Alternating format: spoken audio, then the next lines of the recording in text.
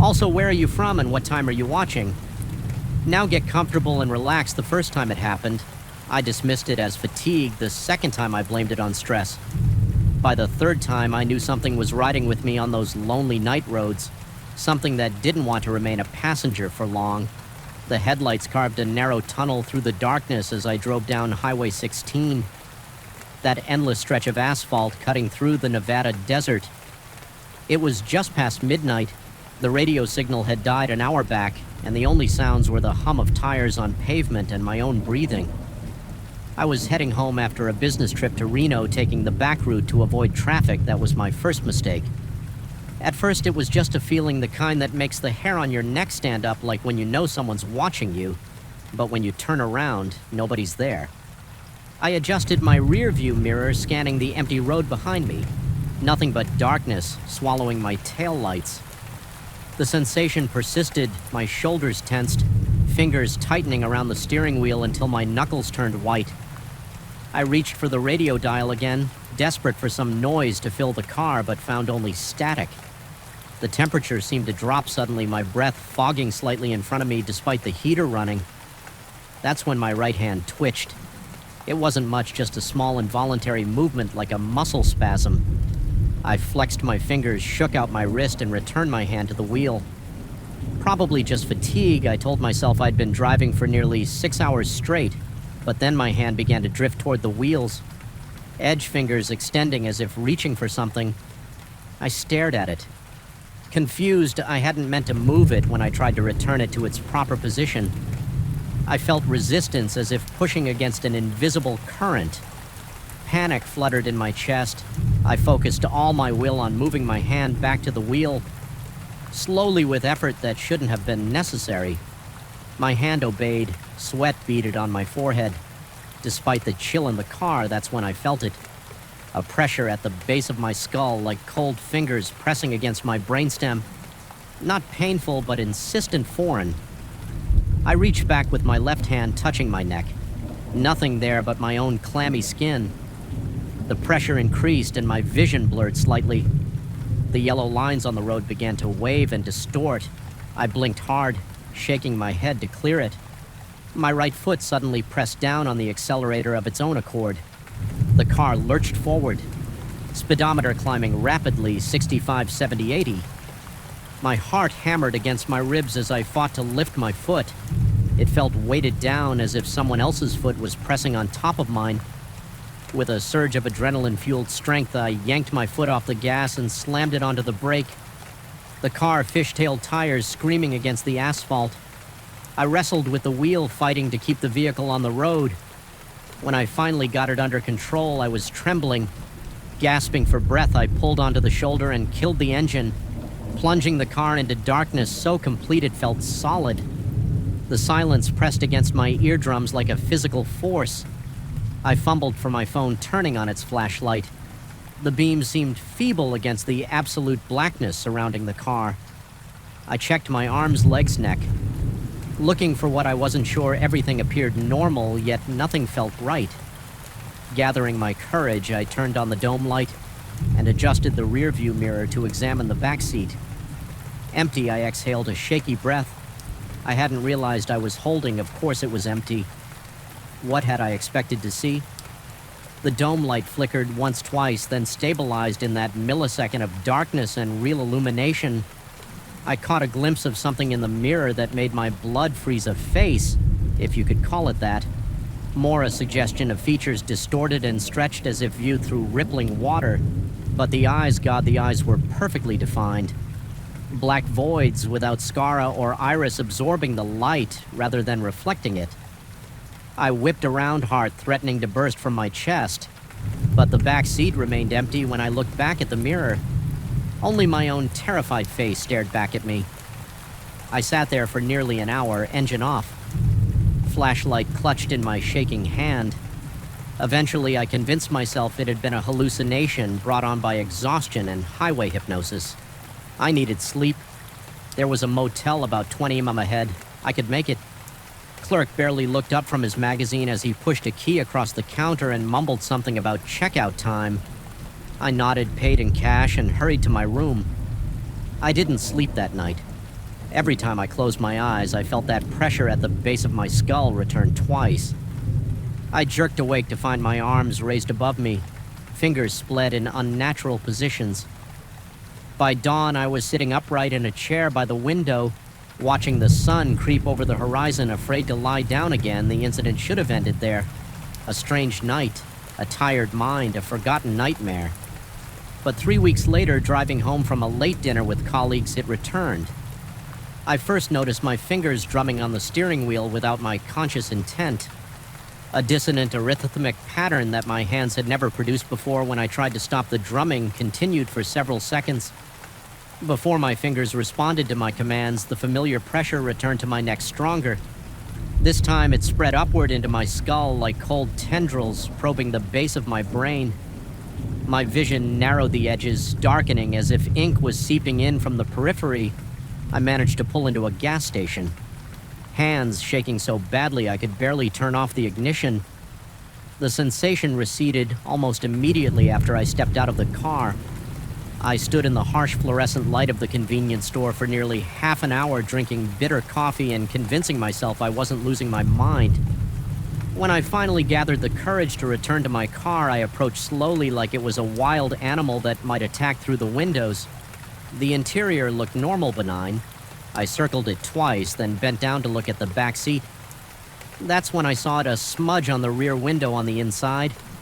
Not a handprint exactly, but something that resembled elongated fingers stretched across the glass when I opened the door to examine it closer. The smudge vanished as if it had never been there at all. I drove home with all the lights on. In the car radio, blasting windows cracked despite the cold. I made it without incident, but slept with the lights on that night and the next. Over the next few months, a pattern emerged. The entity I had begun thinking of it as such only appeared when I drove at night. At first, the episodes were separated by weeks, then days. Now it happens almost every time darkness falls. While I'm behind the wheel, the progression is always the same. First, the sensation of being watched, then the pressure at my neck gradually intensifying until it feels like ice-cold fingers are massaging my brainstem. My extremities begin to move of their own accord, subtle at first, then with increasing confidence, as if whatever is controlling me is learning how my body works. I've started to see it more clearly in reflective surfaces. Not just the rear view mirror, but in window glass, the chrome trim of the dashboard, the screen of my phone when it goes dark. A face that isn't a face, features that shift and flow like smoke underwater. Those black eyes, though, they remain constant, watching. Waiting, the tentacles are the worst part. Translucent, barely visible except when they move. Extending from where its arm should be, they reach for me, wrapping around my neck, my wrists, my ankles. I can't feel them physically. There's nothing there when I grab at them, but I feel their effect as my body responds to their guidance. Rather than my own will, I've tried everything. I've had the car blessed by 3 different religious figures. I've hung protective charms from the rear view mirror. I've recited exorcism prayers I found online while burning sage in the enclosed space, which only resulted in me frantically airing out the car before the smoke detector went off. Nothing works. I've seen doctors too, had brain scans, psychological evaluations, sleep studies. They found nothing physically wrong, though. One neurologist suggested I might be experiencing a rare form of seizure affecting my motor control. The psychiatrist thought it might be a manifestation of PTSD from a car accident. I was in years ago. They prescribed medications that made me too drowsy to drive at all. About a month ago, I tried to tell someone what was really happening. My closest friend, Alex, who I've known since college, we were having drinks at his place, and I deliberately stayed late so I'd have an excuse to sleep on his couch rather than drive home in the dark. I told him everything: the presence, the loss of control, the face in the mirror, the tentacles I could see in his eyes that he thought I'd lost my mind. He suggested gently that I check myself into a hospital when I refused. He offered to drive me home himself and dropped me at a clinic in the morning. I pretended to agree. Then called a rideshare service when he went to get his keys. He's called me every day since, voice tight with concern. I've stopped answering. Last night was the worst episode yet. I had no choice but to drive after dark. My mother had fallen in her assisted living facility, and they called me at 9 p.m. Nothing serious, just a sprained wrist. but I had to sign some paperwork and make sure she was comfortable. The entity was waiting for me as soon as I turned onto the empty service road leading away from the facility. This time it didn't start with subtle movements. My hands wrenched the steering wheel hard to the right. Without warning, sending the car careening toward a drainage ditch, I fought back, muscles straining as I forced the wheel straight again. The pressure at my neck was excruciating, like ice picks driving into my spine. My vision swam with black spots in the rearview mirror. I could see it more clearly than ever before. A humanoid shape made of churning darkness. Its face a twisted parody of human features that kept shifting and realigning the eyes. Those terrible black pits remained fixed on me. The tentacles reached around the seat, wrapping around my chest and throat. Though I couldn't feel them physically, my breathing became restricted as if my own muscles were constricting my lungs. My right foot slammed down on the accelerator of its own accord as the car H hurtled down the empty road. A terrible realization dawned on me. It wasn't trying to kill me. It was trying to replace me each time it appeared. It gained more control over my body. It was learning, practicing, getting stronger. Eventually, it would be able to operate me like a puppet while my consciousness was pushed aside. With that understanding came clarity. I wrenched control back from the entity through sheer willpower, screaming into the empty car as I fought against my own rebellious limbs. I managed to guide the vehicle to the shoulder and slam on the brakes. The entity's grip weakened as the car stopped moving. I sat there gasping for breath, watching in the mirror as its form grew indistinct, fading like mist, until only those eyes remained floating in the darkness of the back seat before they too disappeared. I've done research since then. Real research, not just frantic Google searches in the middle of the night. I've spoken with paranormal researchers who think I'm experiencing a haunting quantum physicist who suggest I might be perceiving a parallel dimension overlapping with ours, and one shaman who believes I've attracted a parasitic spirit that feeds on fear and movement. The common thread in all their theories is that the entity is bound to the car, or more specifically to the act of driving at night. Something about the liminality of night driving. The isolation, the sensory deprivation, the monotony creates a condition where the barrier between realities thins. I'm writing this now as documentation, not a confession. I'm not crazy. There is something in my car when I drive at night. Something that wants to wear me like a suit tonight. I'm going to face it. I've chosen a stretch of abandoned highway outside of town. I'll drive there before Sunset Park and wait for darkness to fall when the entity appears. I won't fight it this time. At least not at first. I'll let it think it's winning. Let it reveal more of itself as it reaches for control, and then I'll be ready. The shaman gave me a ritual to perform a way to bind the entity and cast it out. The physicist recommended flooding the car with specific wavelengths of light that should disrupt whatever quantum anomaly I'm experiencing. The paranormal researchers provided ancient words of banishment from 3 different traditions. I don't know which approach will work or if any of them will, but I can't keep living like this. Afraid of the dark, afraid of my own vehicle, afraid of losing control of my body to something that lurks just beyond normal perception. If you're reading this and I haven't followed up, it means I failed, or maybe I succeeded but can't bring myself to speak of it again either way. Remember this warning. Be careful on night roads. Watch your rearview mirror closely, and if you ever feel your hands move on the steering wheel without your permission, stop driving immediately, because you never know what might be sitting behind you waiting for its chance to take the wheel update. It's been 3 days since my confrontation with the entity. I'm alive, I'm myself, but I'm not sure I won. The ritual seemed to work. There was a moment of blinding light, a sensation like electricity running through my entire body, and then nothing.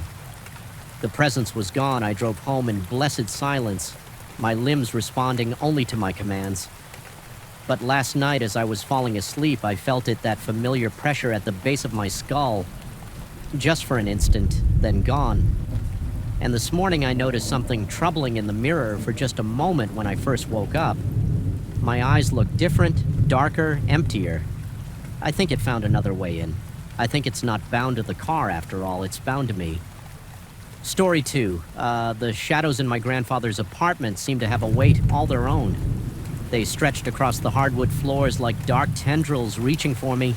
Even as I flipped on every light switch, I could find this place shouldn't have felt unfamiliar. I visited countless times as a child, but now as its new inhabitant, the space seemed to resist my presence. The air hung heavy with decades of memories that weren't entirely mine, and beneath the smell of fresh paint and cleaning supplies lingered something older, something that whispered of time. I hadn't spent here. I inherited the apartment 3 weeks after grandfather's funeral. The lawyer had handed me the keys with a strange expression I couldn't quite place. Not sadness, not concerned, something closer to hesitation, as if he wanted to say more but thought better of it. I dismissed it as professional detachment, after all. It was just an apartment in an old building. Grandfather had lived here for over 40 years without incident, a quiet widower hour occupying his days with books and his beloved record collection. The building itself stood like a dignified elderly gentleman among the gleaming new developments of downtown constructed in the 1930s. It retained most of its original character, ornate crown molding, brass fixtures that had darkened with age, and floors that creaked their protests. With each step, my apartment was on the 5th floor, a spacious 2-bedroom with tall windows that overlooked the city park. The rent-controlled status made it a miracle in today's market, and I considered myself extraordinarily lucky to have it. Max, my 3-year-old Labrador, hadn't shared my enthusiasm from the beginning. While I'd carried boxes up the narrow stairwell, the elevator was temperamental at best. He sat in the doorway. Refusing to cross the threshold, I eventually had to carry all 70 pounds of him inside, coaxing him with treats and reassurance. Even then, he huddled near the front door eyes, tracking something across the ceiling that remained invisible to me. The first night passed without an incident, just the normal settling sounds of an old building and the occasional car passing on the street below. I attributed Max's continued unease to the change in environment by the third night he had taken to sleeping. Pressed against my bedroom door rather than in his usual spot at the foot of my bed, I would wake to find him tense, his ears pry-cricked forward, staring into the darkened hallway. It was the morning of the 5th day when I first noticed something peculiar. I woke to the unmistakable aroma of freshly brewed coffee wafting through the apartment. For a groggy moment, I thought I must have set the timer on the coffee maker before bed, but I quickly remembered I hadn't unpacked it.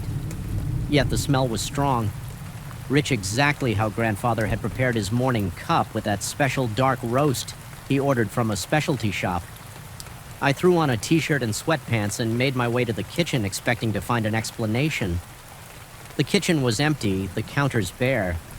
Except for a few unpacked dishes, no coffee maker, no cups, no explanation for the phantom aroma that now seemed to be fading. I checked the neighboring apartments thinking the smell might have drifted through the vents, but the apartment to my left was vacant, and the elderly woman to my right didn't drink coffee due to her heart condition that evening. As I unpacked grandfather's books onto the built-in shelves in the living room, I heard it for the first time. The low murmur of conversation coming from what seemed to be the kitchen. It wasn't loud enough to make out words, just the cadence of speech. The rise and fall of voices engaged in casual conversation. Max's reaction was immediate and alarming. He sprang from his reluctant rest in the corner, hackles raised, and began barking furiously at the empty kitchen doorway. I called out, thinking perhaps someone had entered without my noticing, though I knew I had locked the door.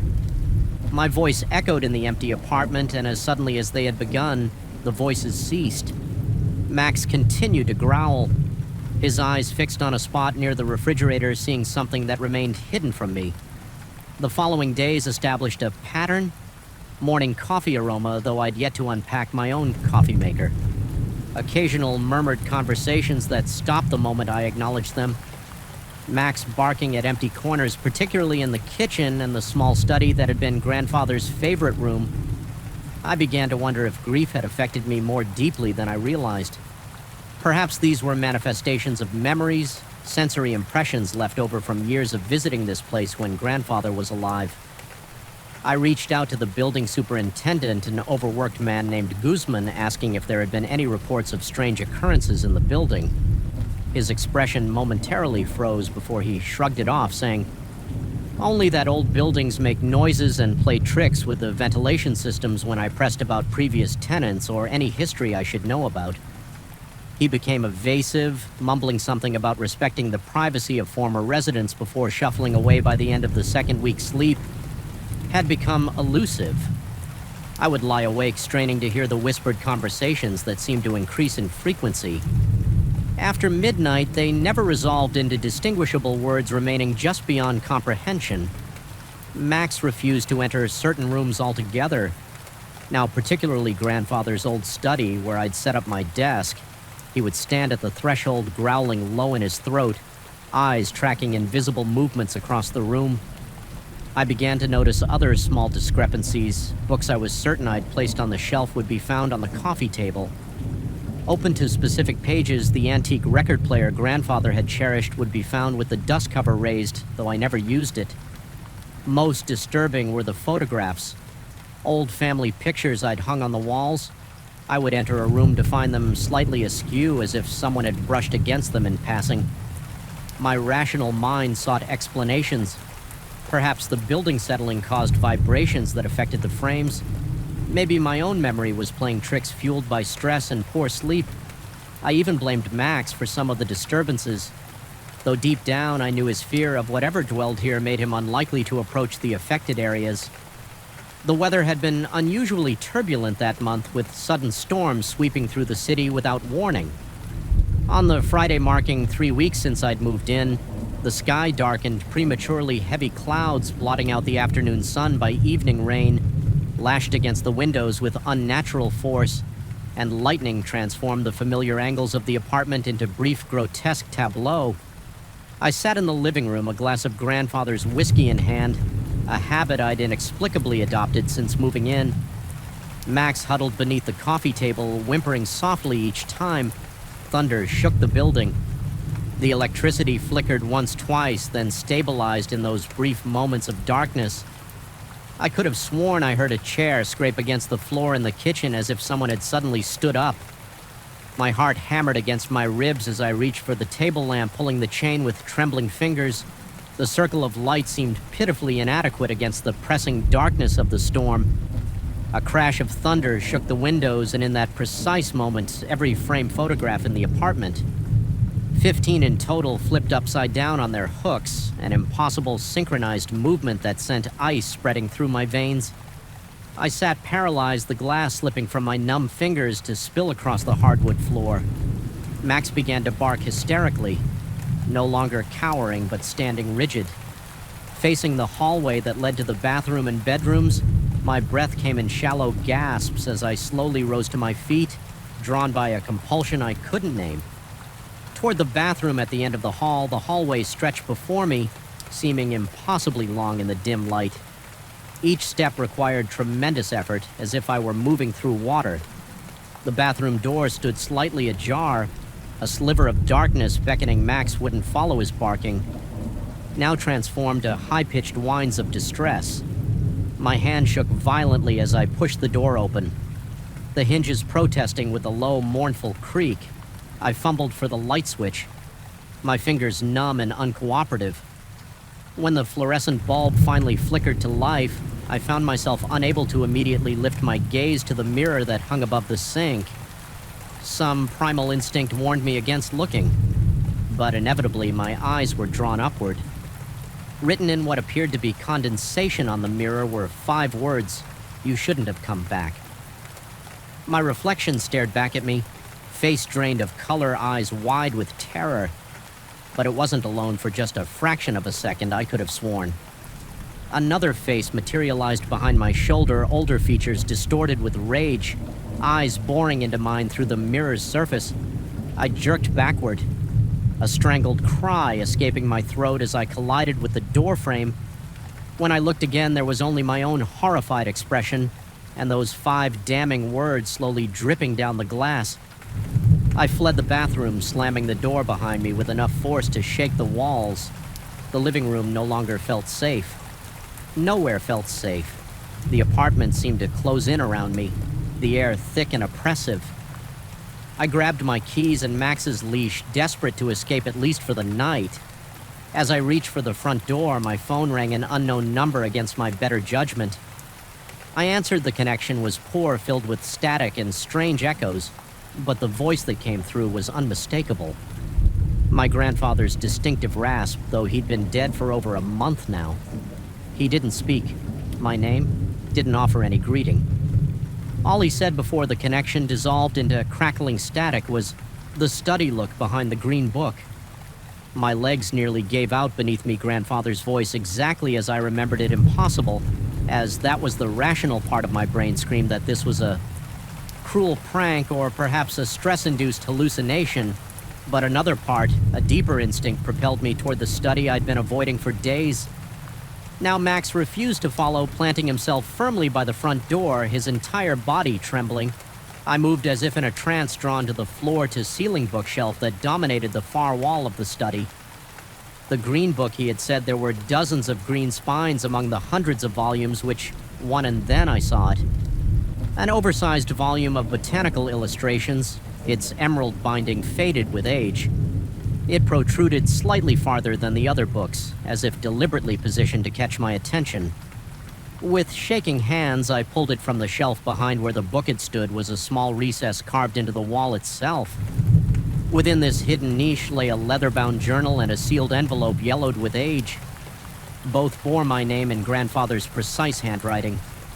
Lightning flashed again as I carefully extracted these items, casting stark shadows across the room. The thunder that followed seemed to reverberate through my very bones. I retreated to the living room, unable to remain in the study a moment longer. I opened the envelope. First, the letter inside was dated just 3 weeks before grandfather's death. It began without preamble. If you are reading this, then the apartment has already begun to reveal its nature to you. I had hoped it would accept you as you share my blood. But I fear now that was naive optimism on my part. My hands trembled so violently I could barely continue reading. Grandfather explained in his methodical way that the apartment or something within it had been a presence in his life for 40 years. He had come to an understanding with it, a tenuous coexistence based on specific rituals and boundaries that he detailed in the accompanying journal. He had never intended for me to inherit the apartment, but had made provisions for it to be sold to a stranger upon his death.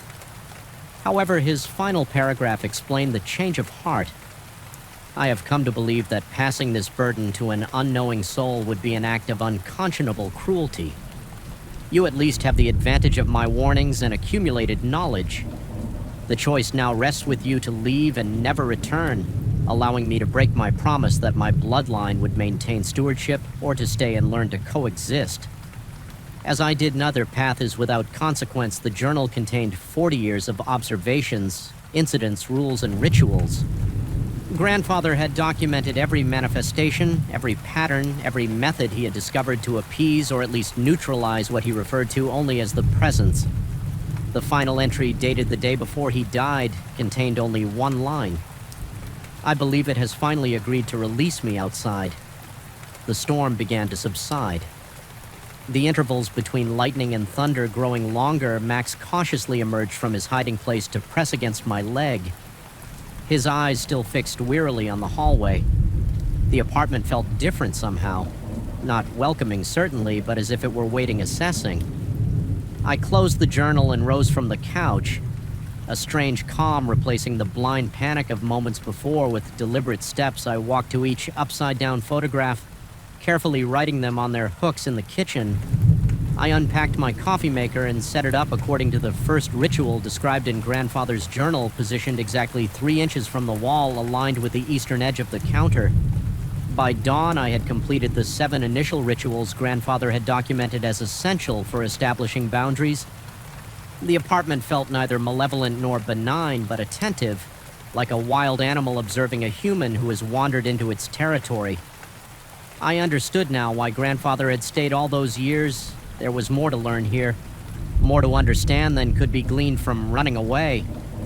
I wiped the bathroom mirror clean and replaced the message with my own, written with a steady hand.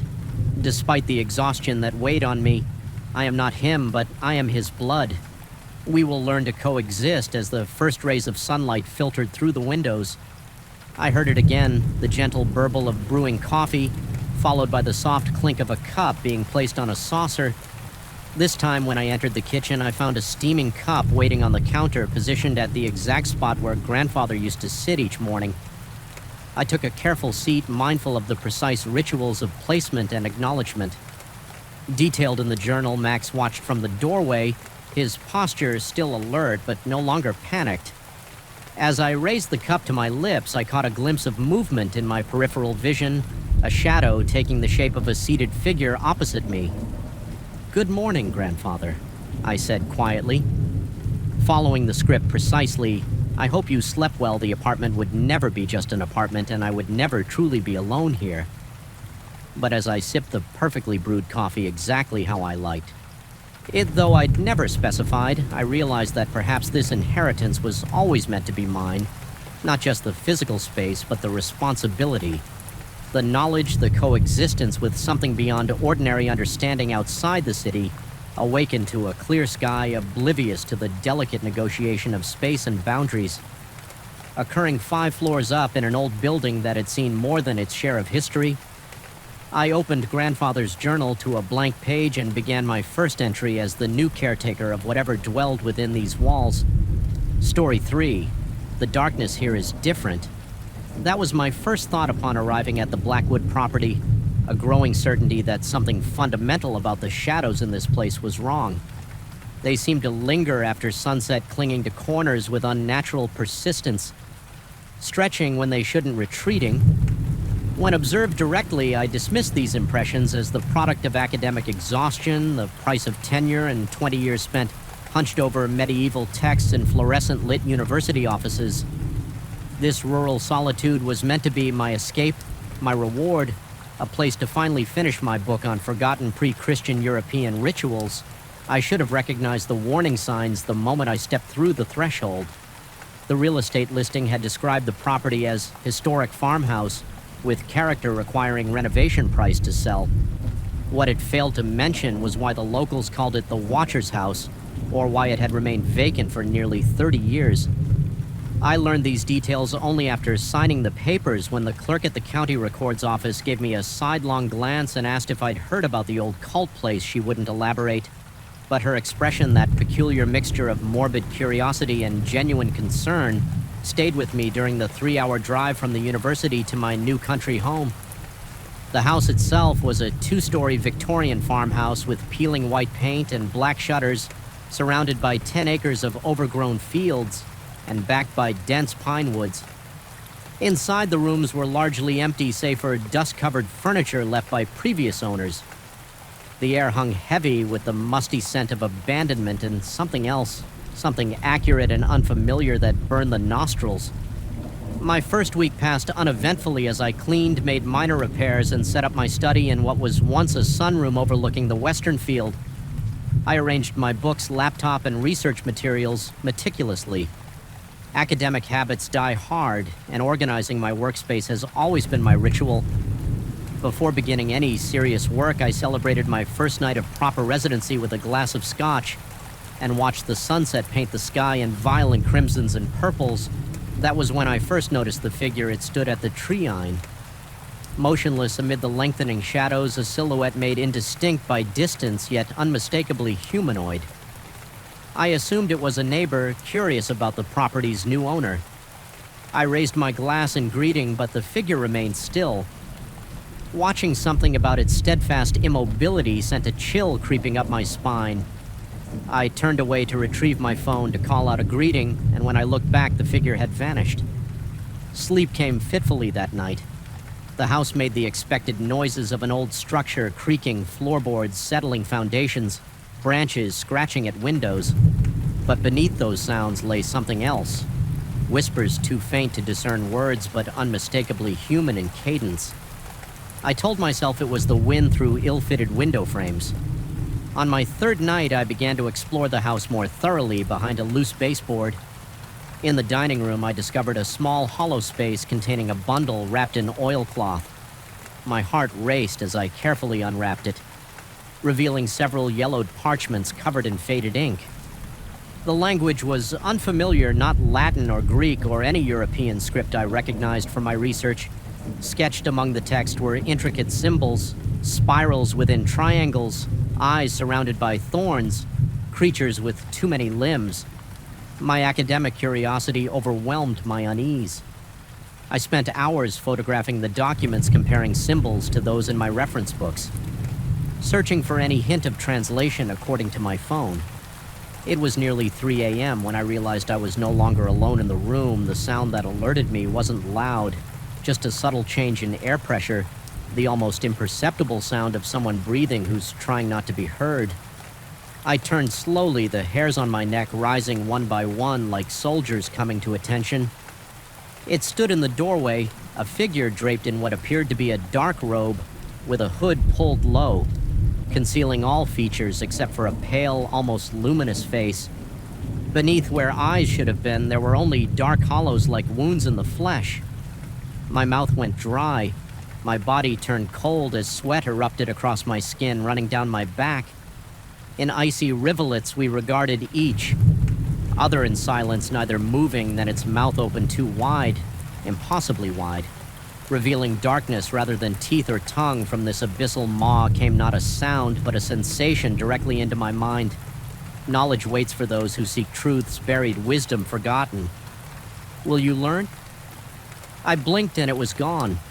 The doorway empty, the only evidence of the encounter was my racing heart and the dampness of my shirt, clinging to my trembling body. I convinced myself it had been a hallucination brought on by exhaustion and the excitement of my discovery. I carefully replaced the parchments and went to bed, downing 2 sleeping pills to quiet my mind. The dreams began that night, vivid visions of ancient gatherings beneath starless skies, figures in robes circling standing stones, chanting in languages that hurt to hear. I was both observer and participant, watching and performing rituals that seemed to bend the fabric of reality itself. I woke speaking words I didn't understand, my tongue moving with practiced precision through sounds. No human throat should make. The following days followed a pattern by daylight. I researched feverishly, poring over the parchments I'd found and searching for more. I discovered small symbols carved into every doorframe in the house, subtle enough to be mistaken for natural wood grain. Unless examined closely, they match symbols from the parchments. I began photographing them, cataloging their locations, searching for patterns by night. The figure returned sometimes at the edge of the woods, watching sometimes in the house, standing at the end of hallways, or glimpsed from the corner of my eye, always vanishing when confronted directly, always with the same silent message. Knowledge waits, will you learn? Sleep brought the dreams each more detailed than the last in them. I learned the purpose of the community that had once occupied this land, a group dedicated to accessing what they called the spaces between regions. They believed existed in the gaps of human perception where ancient entities dwelled. These beings possessed knowledge beyond mortal understanding. The rituals were meant to open doorways to invite communion. I began losing track of time. My phone would show Tuesday evening when I could have sworn it was Sunday morning. My research notes became increasingly erratic pages of coherent analysis, interrupted by paragraphs in scripts I couldn't read while awake, but somehow produced in my handwriting. The university called, concerned about my absence. I explained I was deep in research for my book.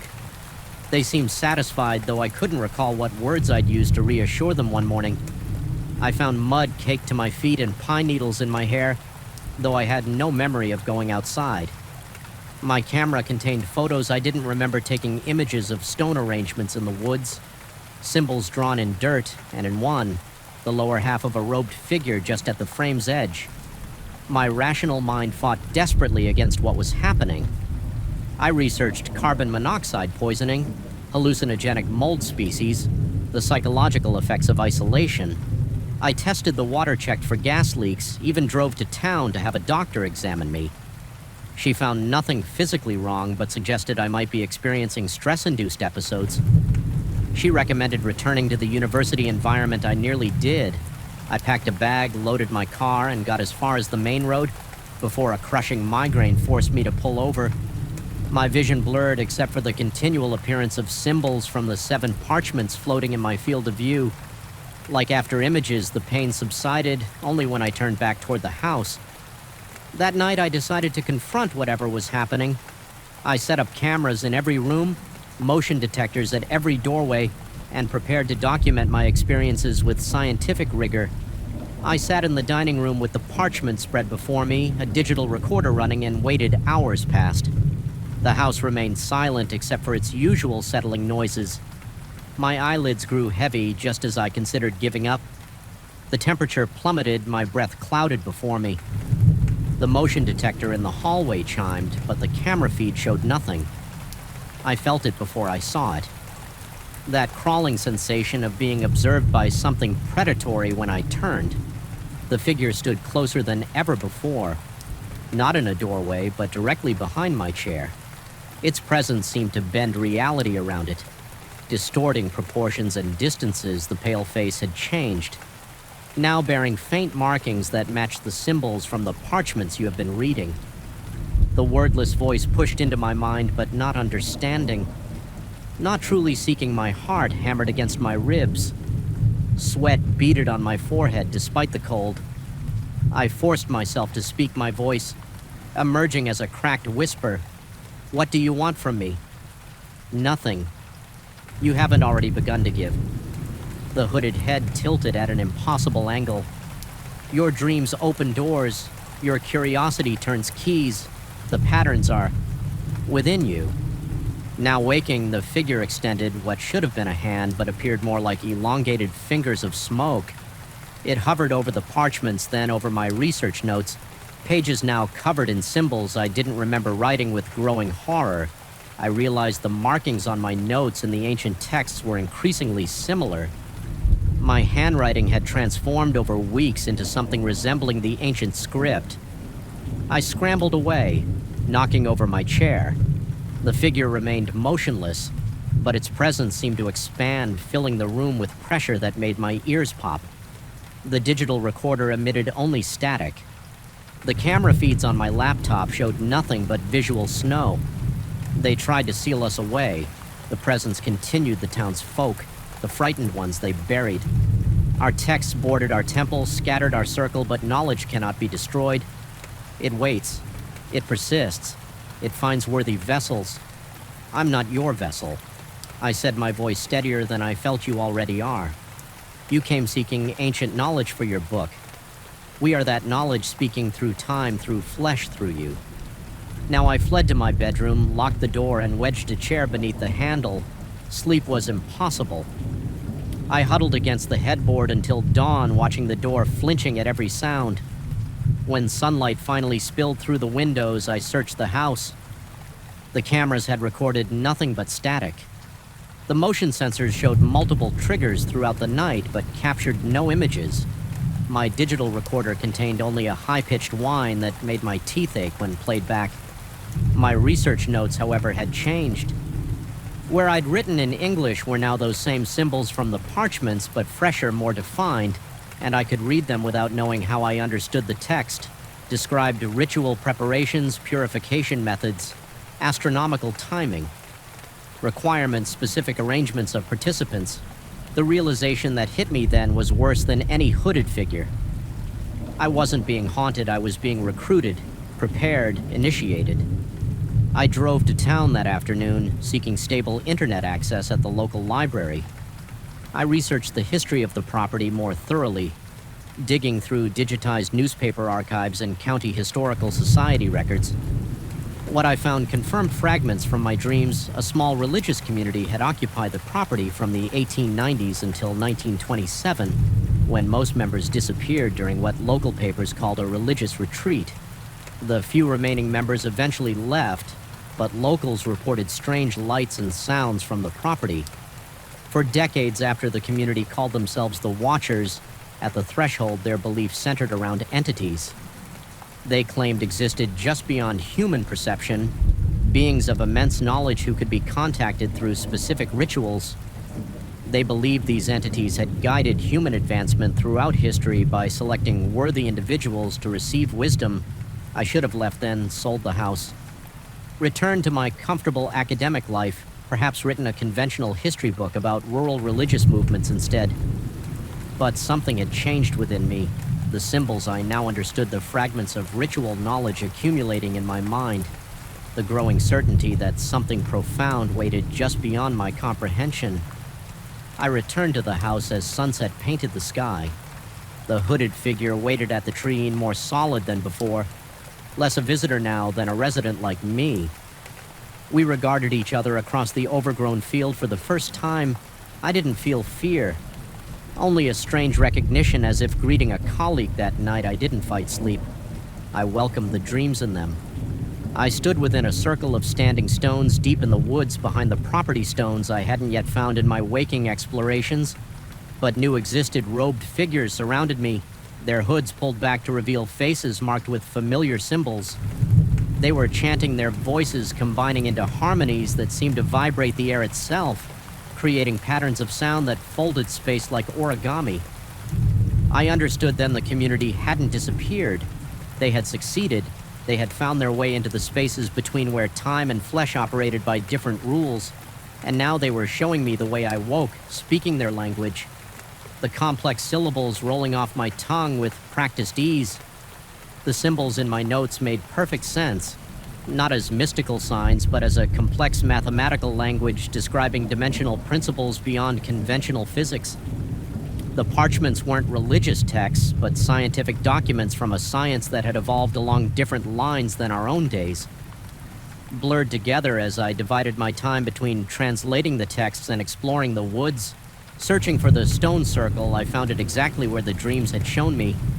11 rough monoliths arranged in a pattern that corresponded to a constellation not visible to the naked eye. At the circle's center was a flat altar stone, its surface covered with the now familiar symbols.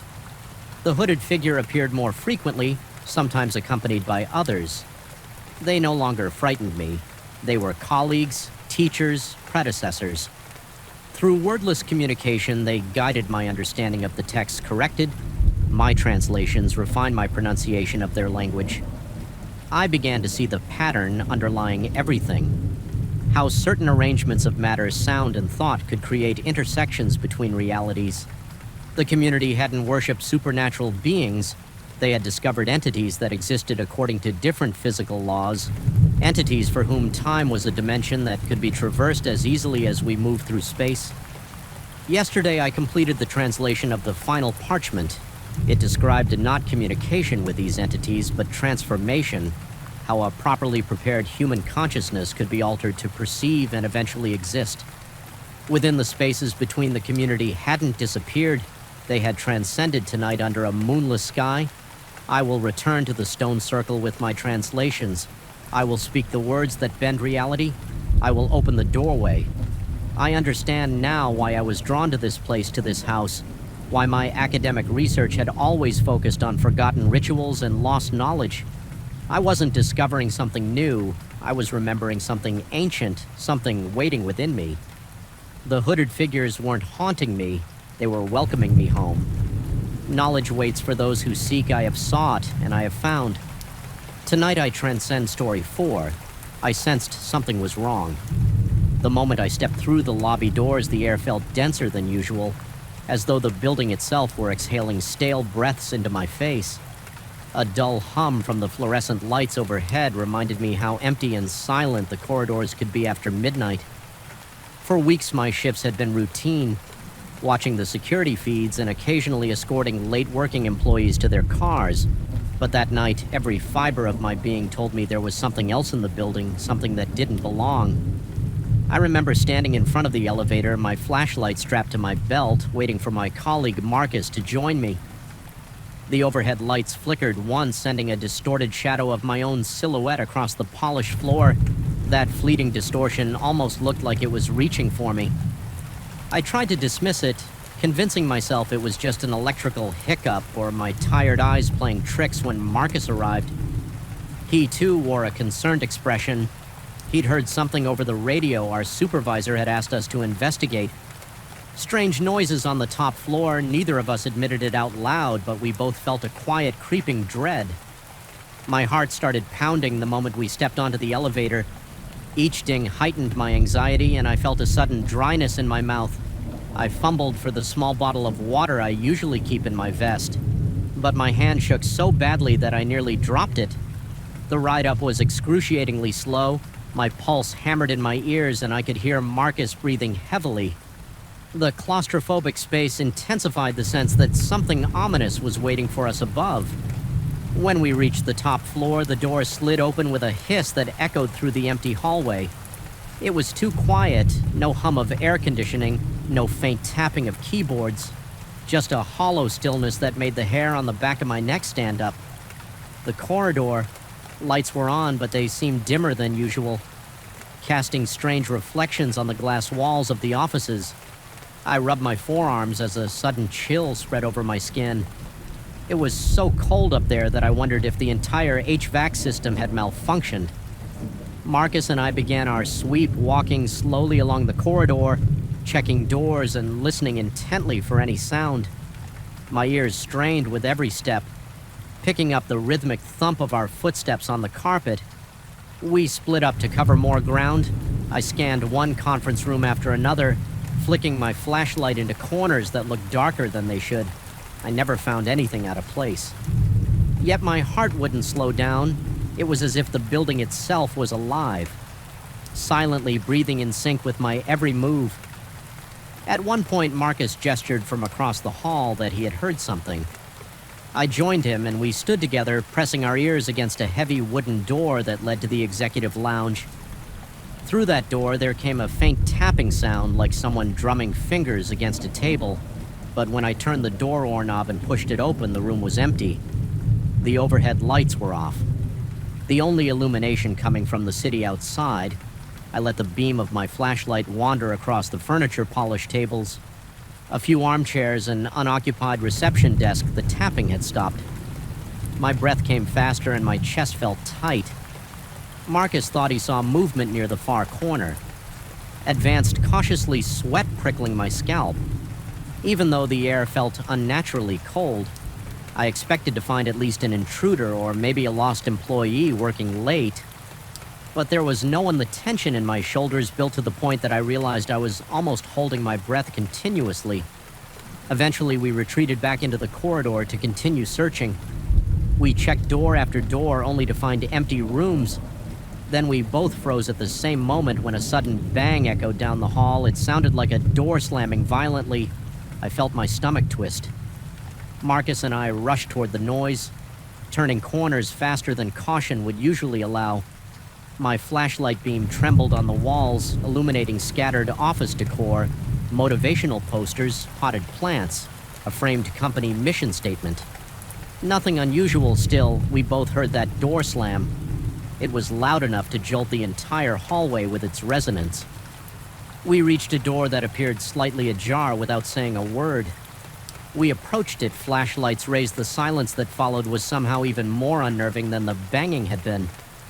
It was as if whatever had caused the noise was waiting just behind that door. I felt a bead of sweat slide from my temple down to my chin. My pulse quickened. I could practically taste the adrenaline in the back of my throat. Pushing the door open revealed a dim, unlit office, rows of cubicles stretched out in front of us. Everything seemed in order except for one detail at the far end of the room. A single computer screen was on its blank white glare. Cutting through the darkness, Marcus muttered under his breath. Though I didn't catch his exact words, the flickering fluorescent lights overhead buzzed and I felt a sudden wave of dizziness. The environment felt wrong. The air was stale, a stale that filled my nostrils with an almost chemical odor. As we inched toward that lit screen, the lights above us flickered and died, plunging us into near-complete darkness. My flashlight flickered at the same time, and for a split second, the beam vanished altogether. That instant of total darkness, broken only by the ghostly glow of the monitor, was enough to make my heart stutter. A numbing chill spread through my body, and I had to force myself to keep walking. My hands trembled so badly that I had trouble keeping my flashlight steady. Marcus was next to me, and I felt him brush against my shoulder, trying to stay close. Then our flashlights abruptly died, as if someone had flipped an unseen switch. I cursed under my breath, swallowing hard as panic flared in my chest. It felt like the temperature dropped another 10 degrees and the hair on my arm stood up. There was an unnatural quiet that pressed in on my ears. My breath came out in ragged gasps. I fumbled with the flashlight, switching it off and on again, but it refused to cooperate. Marcus did the same, but his also remained dark. The moment we accepted that the flashlights were useless, I noticed a presence. It was like a prickle at the back of my neck, a charged sensation that made my pulse skip. I didn't see anything at first, but my peripheral vision caught faint shifts in the darkness. I heard what sounded like footsteps shuffling across the carpet, slow and deliberate, circling us. My body tensed. Fight or flight instincts. Roaring to life, I forced myself to speak quietly, telling Marcus we needed to move back toward the corridor where the emergency lights might still be on. We navigated by memory, creeping out from between cubicles toward the door. Each step caused the carpet to muffle our movements, but I could swear I heard something else mirroring our pace. The darkness played tricks on me, suggesting shapes that weren't there, shifting silhouettes that vanished whenever I tried to focus on them. My throat felt so dry I could barely swallow. My heart pounded so loud I felt sure anything lurking in the room could hear it when we finally made it into the corridor. The dim glow of an emergency exit sign offered some meager comfort. The slight illumination revealed that the corridor's overhead lights had also gone out. We pressed against the wall, taking a moment to gather ourselves.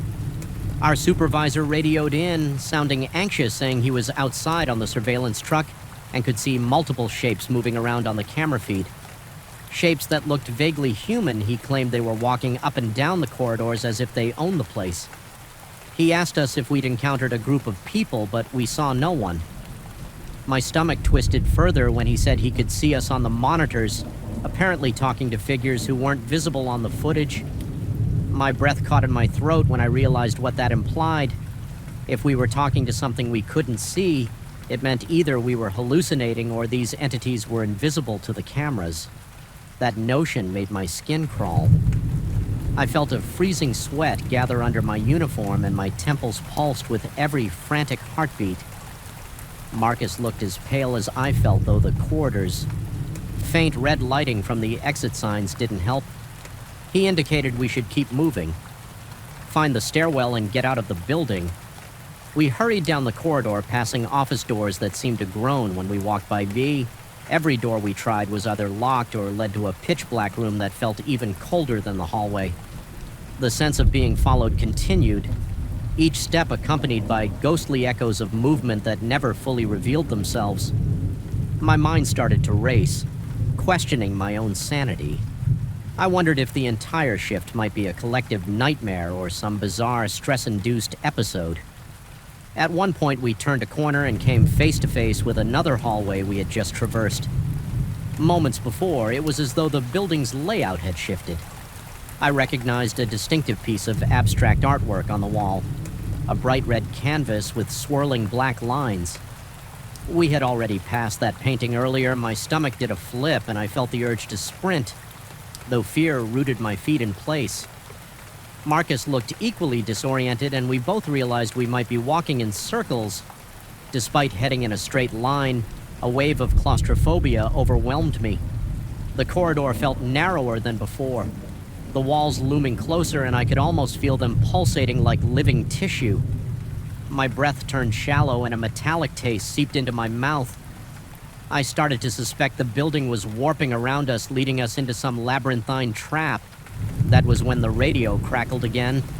Our supervisor's voice came through in fits and starts, warning us that all the cameras on the top floor had just cut out. He sounded terrified, insisting we leave immediately, that something was roaming those hallways. Driven by that urgent tone, we forced ourselves to move faster, ignoring every open door and focusing on finding the stairs. As we approached the stairwell sign, we heard more banging noises, heavy slams as if multiple doors were being flung open and shut. The echoes overlapped, forming a deafening percussion that rattled my nerves. My mouth went completely dry. I tried to inhale calmly, but my breath caught in my throat. My heart thundered in my chest. The fear so intense it almost paralyzed me at last. We found the stairwell door, the small window set into the steel frame showed faint red illumination from inside, presumably from emergency lighting. I reached out and turned the handle. It opened, relief momentarily washed over me, but as we stepped inside, we realized the stairwell spiraled down into an unsettling gloom. A soft, eerie wind seemed to blow upward, but there should have been no wind at all. In a sealed staircase, the temperature plunged again so cold that my hands went numb. Marcus and I started descending. Our footsteps echoed sharply on the concrete steps, each step punctuated by the frantic thumping of my pulse in my ears. My stomach churned a mix of dread and dizziness. I became convinced something was behind us, maybe only a step or two away. Several times I risked a glance over my shoulder, but the gloom revealed nothing concrete, just faint shapes that could have been illusions cast by the dim red glow. We must have descended several flights when we noticed that none of the doors we passed led to any recognizable floor. Each door was labeled, but the numbers were out of sequence, and the tiny windows revealed nothing but darkness. Beyond it felt as though we had slipped into some hidden layer of the building that defied the normal laws of architecture. Desperate. I tried the radio again, but only static answered. My heart hammered even harder, a frantic tattoo that blurred my thoughts.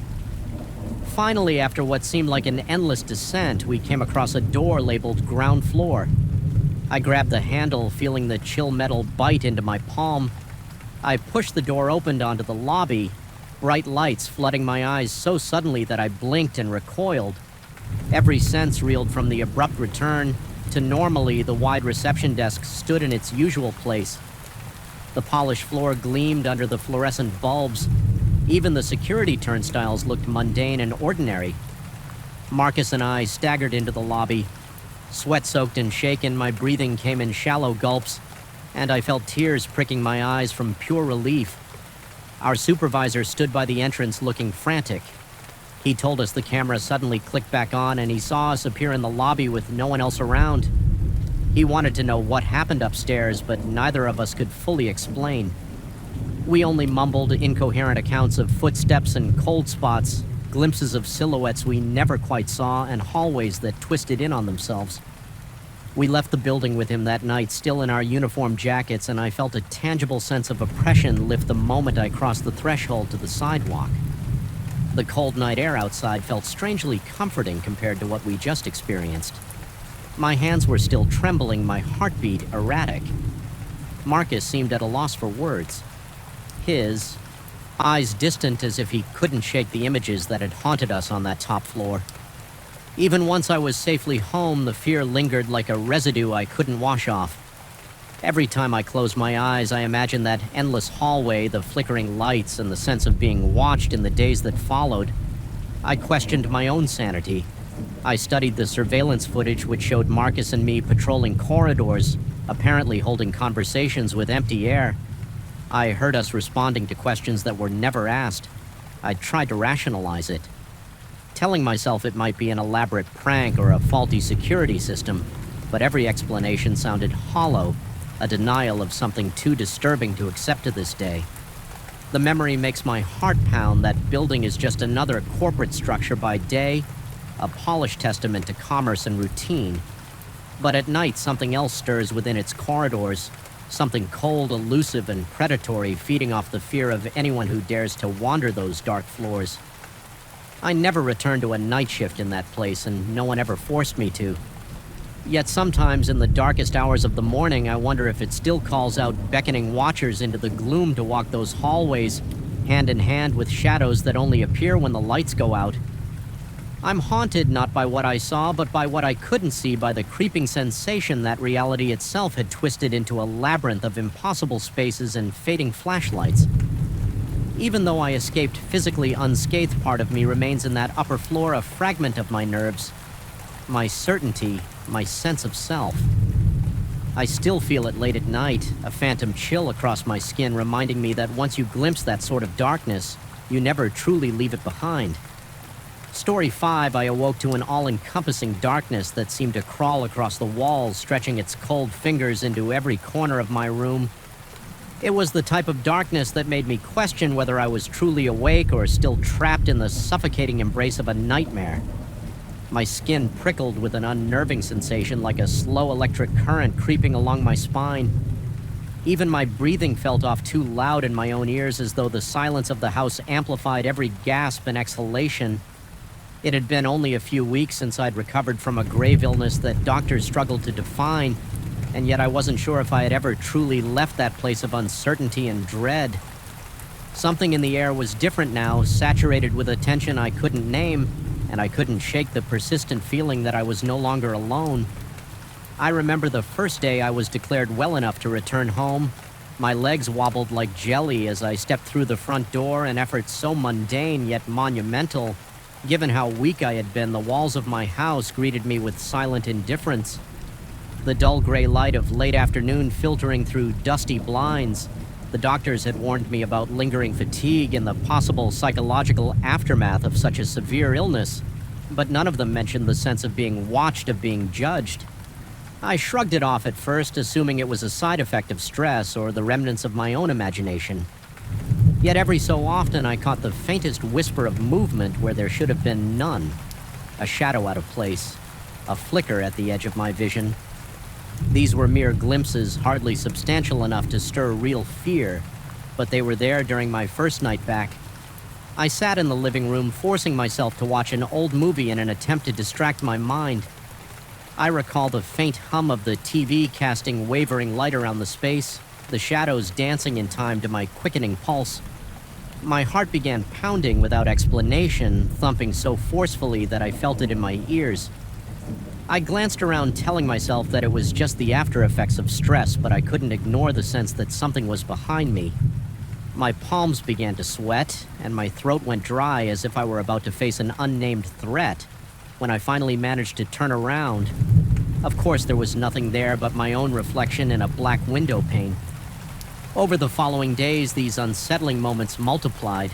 I was haunted by the feeling of eyes on me whenever I walked down the hallway. Sometimes it felt as though I could almost see shapes drifting just out of focus, like translucent figures floating through the walls.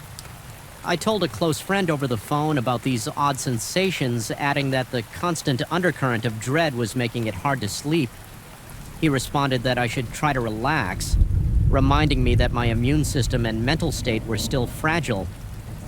I nodded silently, not wanting to argue, but deep down I suspected there was more to it than mere stress or hallucinations. One afternoon, while I was in the kitchen trying to summon the energy to prepare a meal, I caught a glimpse of something truly bizarre out of the corner of my eye. I saw a tall silhouette gliding across the hallway. It moved soundlessly with a fluidity that didn't belong to anything human. I froze, adrenaline tearing through my veins. My heart hammered so violently that I had to steady myself against the counter. Cold sweat dripping from my forehead onto the tiled floor for a moment. I felt sure I would pass out, every nerve in my body.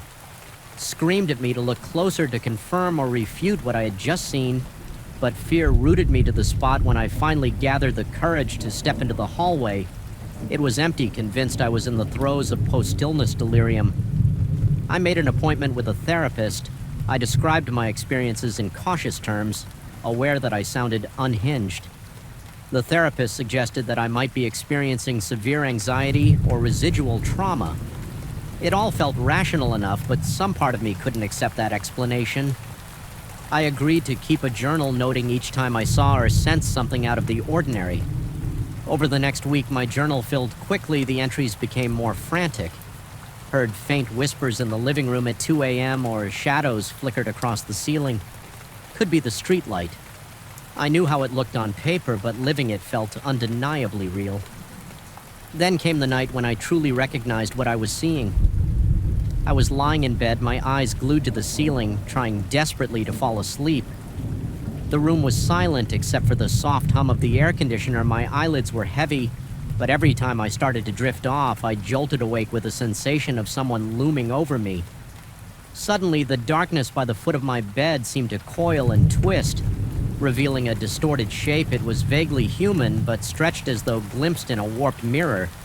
Its skin, if it could be called that, shimmered with an ethereal sheen like thick smoke caught in the moonlight. The entity seemed to regard me with a chilling curiosity, tilting its head ever so slightly as though perplexed by my ability to see it. A surge of terror jolted through my chest and I gasped. My lungs struggling to take in air, my entire body shook as I realized I was looking into the featureless face of something not meant for human eyes. It was almost beautiful in its horrific alienness, a malicious grace radiating from its motionless form. Then it faded, evaporating into the shadows as if someone had blown out a candle. My heart pounded as though it might burst from my chest, and my sheets were damp with sweat. I lay there for hours unable to move or look away from the dark corners of the room, convinced that if I so much as blinked, the figure would return. From that night forward, the entities became bolder. I started seeing them at random intervals, drifting through walls, hovering near doorways, and skulking in my peripheral vision. I couldn't hide the panic. These sightings induced my breathing would become shallow, my forehead slick with perspiration, and my throat would constrict as if I were being choked by unseen hands. I would grip my furniture to steady myself, feeling an icy tremor race down my arms into my fingertips. Occasionally, I'd sense them brushing past me, leaving a trail of cold that clung to my skin. It was as though they fed on my dread. Reveling in my rapidly deteriorating sense of reality in an effort to ground myself, I left the lights on at all times, but this only served to cast more shadows. Sometimes I'd awaken to find the lights inexplicably turned off. My heart would hammer so fiercely against my ribs that I'd feel nauseated when I switched the lamps back on. The bulbs would flicker in agitation, casting erratic patterns across the walls. I started to doubt whether I had truly recovered, or whether I was lost in some purgatory where these beings thrived on the fear I couldn't suppress, a creeping paranoia set in an unshakable feeling that every object in my house was being manipulated by malevolent hands I couldn't see. I tried telling the therapist that I felt as if these entities were feeding on me, that my anxiety and suffering seemed to draw them closer. She maintained a calm, professional tone, suggesting we explore mindfulness and relaxation techniques. She reminded me that after serious illnesses, patients sometimes undergo periods of heightened imagination. She asked if I felt I might still be in the hospital, as though suffering a delusion. I left the session feeling more isolated than ever, convinced that she couldn't possibly understand the magnitude of what was haunting me. My dreams, or what passed for dreams, became nightmarish landscapes filled with twisting corridors and flickering lights. In those dreams, I would see them waiting in corners, their featureless faces turned toward me. Sometimes I would sense them whispering, though I couldn't decipher the words. The nightmares would leave me drenched in sweat. My heart galloping in my chest, it got to the point where sleep seemed almost more terrifying than being awake one night. My friend decided to stop by, although I didn't tell him the full extent of my experiences. Still, he could see how pale and jittery I had become, and he suggested I get out of the house for a while. I hesitated, feeling a strange protectiveness over my home, as though leaving might make the situation worse, but I agreed. While we sat in his car, I explained in cautious terms that I kept seeing shapes and forms in the darkness, that I felt them in my sleep. My friend listened with visible concern, his eyes darting from the road to my anxious face. He tried to reassure me that nothing could hurt me if I didn't allow it. I heard him speak calmly about mind over matter, yet his voice sounded muffled to me, as though coming from underwater. That same night back at home, I turned on every lamp and let the TV blare in the background. My body was exhausted, mind teetering on the edge of collapse. At some point, I must have dozed off because I woke to an eerie silence. The TV was off and the lamps were dimmed, as if the electricity had been partially drained. The air itself seemed heavier, pressing down on me like a thick fog. In the corner of my living room stood 3 shimmering forms, their outlines barely distinguishable, yet undoubtedly there. My heart thundered, each beat resonating through my entire frame. I could almost sense the cruelty in their gaze. Though they had no eyes, a chilling recognition washed over me. They knew I could see them, and they were toying with that knowledge. I tried to stand, but my legs threatened to buckle underneath me. Waves of cold terror rolled through my stomach, twisting it into tight knots as I managed to steady myself. The figures drifted closer, their presence radiating a paralyzing dread. My breathing went ragged, my chest tightening as though someone was squeezing it. I half stumbled backward, reaching out blindly for something. Anything to hold onto my hand found the corner of the sofa, and I gripped it with such force that my knuckles turned white in a moment of delirious panic. I wondered if I was even alive, or if the hospital had never discharged me at all. Perhaps I was lingering in some limbo where these entities were the real inhabitants and I was the intruder. My vision blurred at the edges, dizziness washing over me. I fought to stay conscious, pressing my nails into my palm, hoping the sharp sting would anchor me in reality. Then, without warning, the forms vanished. The lamps flickered back to full brightness and the TV blared to life with a sudden burst of sound. My entire body trembled, the aftershock of fear coursing through my bloodstream. I sank to the floor, the exhaustion in my muscles more than I could bear. I could feel my pulse against the back of my eyes, throbbing in a rapid, unsteady rhythm. I realized I had been clenching my jaw so hard that a dull ache radiated through my temples. At that point, I decided I needed answers, or at least some semblance of control. I rummaged through old boxes in my attic, searching for anything that might hint at a reason why these manifestations had chosen me. I had heard stories of people developing strange sensitivities after surviving severe illnesses, but I never believed I'd be one of them. The attic was dusty and cramped, filled with the stale odor of forgotten keepsakes. I felt the wooden planks creak beneath my weight, each sound causing my heartbeat to spike. The only light came from a small flashlight, creating an endless array of dancing shadows. I found nothing that could explain my predicament. No family heirlooms cursed by rumor, no diaries containing secrets of the paranormal. Yet as I sifted through the debris, I couldn't shake the feeling that I was being observed by dozens of unseen eyes. My ears picked up faint scratching sounds, barely audible, but enough to send waves of goosebumps across my skin. Each exhale came ragged and shaky, my breath condensing in the cool attic air. By the time I left, I was shivering uncontrollably, mind racing with possibilities that offered no solace. My nightmares escalated. The next few nights I barely slept at all. Every time I drifted off, I'd see those shapes rowing in the darkness, a silent swarm feeding on whatever panic they could coax from me in the waking world. My reflection in the mirror sometimes flickered with images. Not my own. Occasionally, an echoing thud or a scraping sound would ring out from behind locked doors. My hands trembled so fiercely that I could hardly hold a glass of water without spilling it. The boundary between reality and hallucination blurred dangerously. Desperate, I attempted to confront these entities. I found myself speaking aloud to the emptiness, demanding they leave me alone. Even though my voice quavered, my words echoed through the vacant halls, only to vanish into the oppressive silence. I could sense them gathering, drawn to my fear like vultures to carry in my stomach. Lurched at the analogy, I didn't want to think of myself as a source of nourishment for these monstrous forms. In a final bid for clarity, I decided to test whether I was truly in limbo or merely losing my mind. I forced myself to go. Outside at dawn, believing that if this were some twisted afterlife, perhaps I'd notice inconsistencies in the world.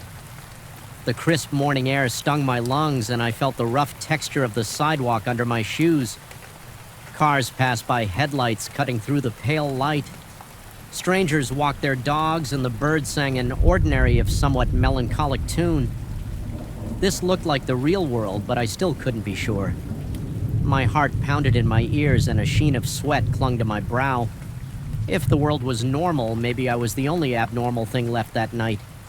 The dreams came with unusual clarity. I walked through my home's corridors, the walls stretching, impossibly dissolving into swirling blackness. I heard them whisper in unison, their voices like a chilling wind rushing through dead trees. They spoke of hunger, of feeding on torment, and they acknowledged that I could see them. I felt their presence pressing in, creeping under my skin, gnawing at the edges of my consciousness. I knew they wanted me to doubt everything, to question my survival. to question the tangible world around me. My fear reached a fever pitch, my body convulsing with terror as they drew closer, shimmering shapes enveloping me in darkness. Then somehow I found a spark of defiance through the suffocating dread. I forced myself to recognize that fear was their feast. I had to starve them of it. My eyes flew open and I was in my bed, drenched in sweat, heart pounding erratically, but I could sense them lingering, shimmering at the edges of the room. Every muscle in my body tensed as I rose from the bed on unsteady feet. A cold wave of nausea threatened to overwhelm me, but I stayed upright. Step by step, I moved toward the darkest corner of the room, refusing to let myself cower. My pulse hammered like a drumbeat in my temples, my breath coming in ragged bursts. I whispered under my breath that I knew what they were, and I refused to succumb. The air seemed to vibrate, an electric tension building. My skin tingled painfully, and the hair on the back of my neck stood on end for a second. I feared I would faint. But then the oppressive heaviness eased, the shapes flickered, wavering like mirages in the summer heat, though my throat felt as dry as sandpaper. I stood my ground, forcing my gaze to remain steady in a slow, rippling motion.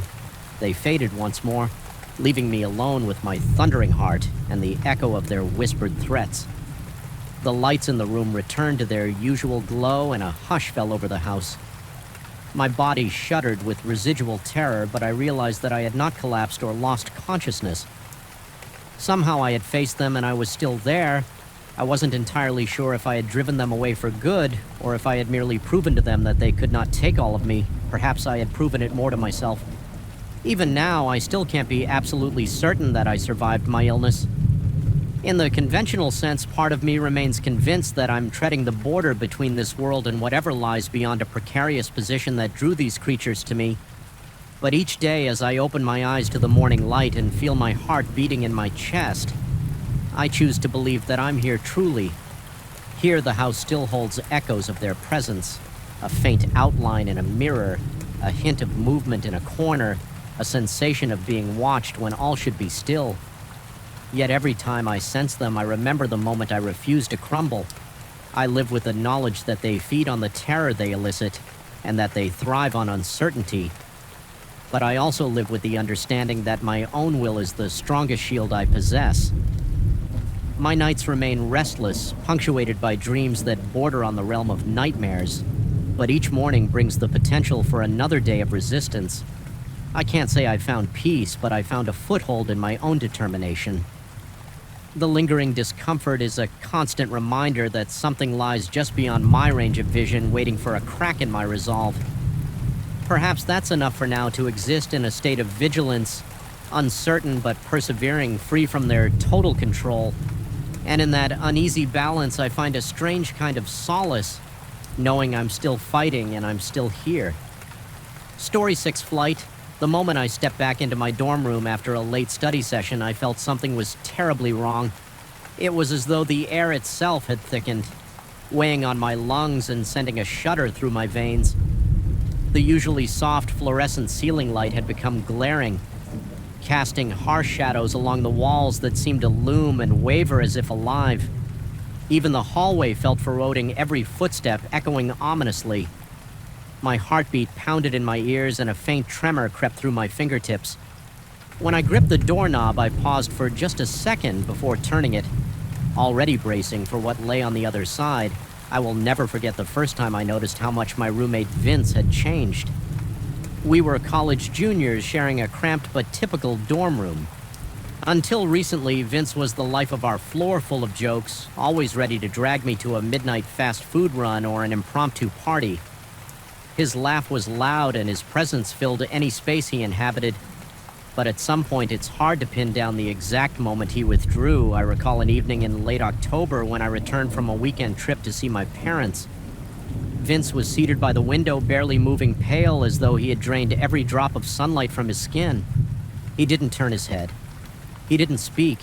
All he did was stare into the night with an intensity I'd never seen before. At first, I tried to tell myself he was just going through a rough patch. College is stressful, people change under pressure, but then the rumor started. Classmates whispered that Vince had been caught in the library muttering to himself. One friend told me in a hushed tone that she'd heard him hissing in a language no one recognized. Another insisted that he twisted his arm behind his back at an impossible angle as though it were made of rubber. I dismissed these stories as exaggerations until I witnessed the transformations with my own eyes. It began with small occurrences late at night. I would wake to creaking sounds like an old rocking chair, only to discover Vince standing in the dark, his torso bent in an unnatural position the first time it happened. My stomach clenched with such fear that I could taste acid in the back of my throat. My pulse hammered and my skin grew clammy. I tried to speak to him, but my voice caught in my throat. And when I finally managed to croak his name, he whispered something I couldn't understand. His voice was raspy, layered with what sounded like multiple distinct tones at once.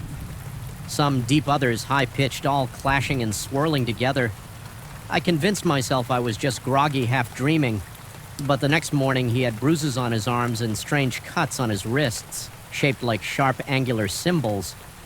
I had never seen when I asked him about the cuts. Vince brushed it off, acting as though I'd lost my mind for even suggesting something was wrong. He shrugged, half smiling, and said it was nothing yet. There was a peculiar gleam in his eyes, a coldness I could not associate with my friend in the following days. I found more of those symbols carved into his torso, his back, and even near his collarbone. He stopped wearing short sleeves. He wore a hoodie indoors. Even when the heating made the room uncomfortably warm, I would see the edges of the markings peeking out from under the fabric. They were dark red, some scabbed over others. Fresh each discovery sent a jolt of dread through me, and my mouth went dry every time I tried to question him about it. The strangest thing was how the environment itself responded to Vince's presence. Our dorm hallway, normally buzzing with conversation, seemed to go silent whenever he stepped out. The overhead lights flickered the ambient hum of campus life, a distant radio. The murmur of late-night study groups would fade as if the air was being sucked out of the corridors. My own body reacted violently around him. My throat tightened and my heart beat so hard I wondered if he could hear it. His eyes, hollow and ringed with dark circles, would meet mine, just briefly sending an uncomfortable chill up my spine. One night I invited a friend from another dorm to hang out. We played music and tried to keep the atmosphere light, though the tension in the room was unmistakable. At some point, Vince approached my friend and bent down, muttering something she later recounted. Shaken that he had told her about a personal secret from her past that no one could have possibly known, she fled our room almost immediately afterward, leaving me alone with Vince's unsettling stare when I confronted him. My voice wavered and my palms were slick with sweat. He gave a chilling half smile and replied in a voice that didn't sound like his own, although I can't recall the exact words. The gist was that he claimed to know everything about everyone on campus, from the trivial to the catastrophic. He said I didn't want to discover what he knew about me.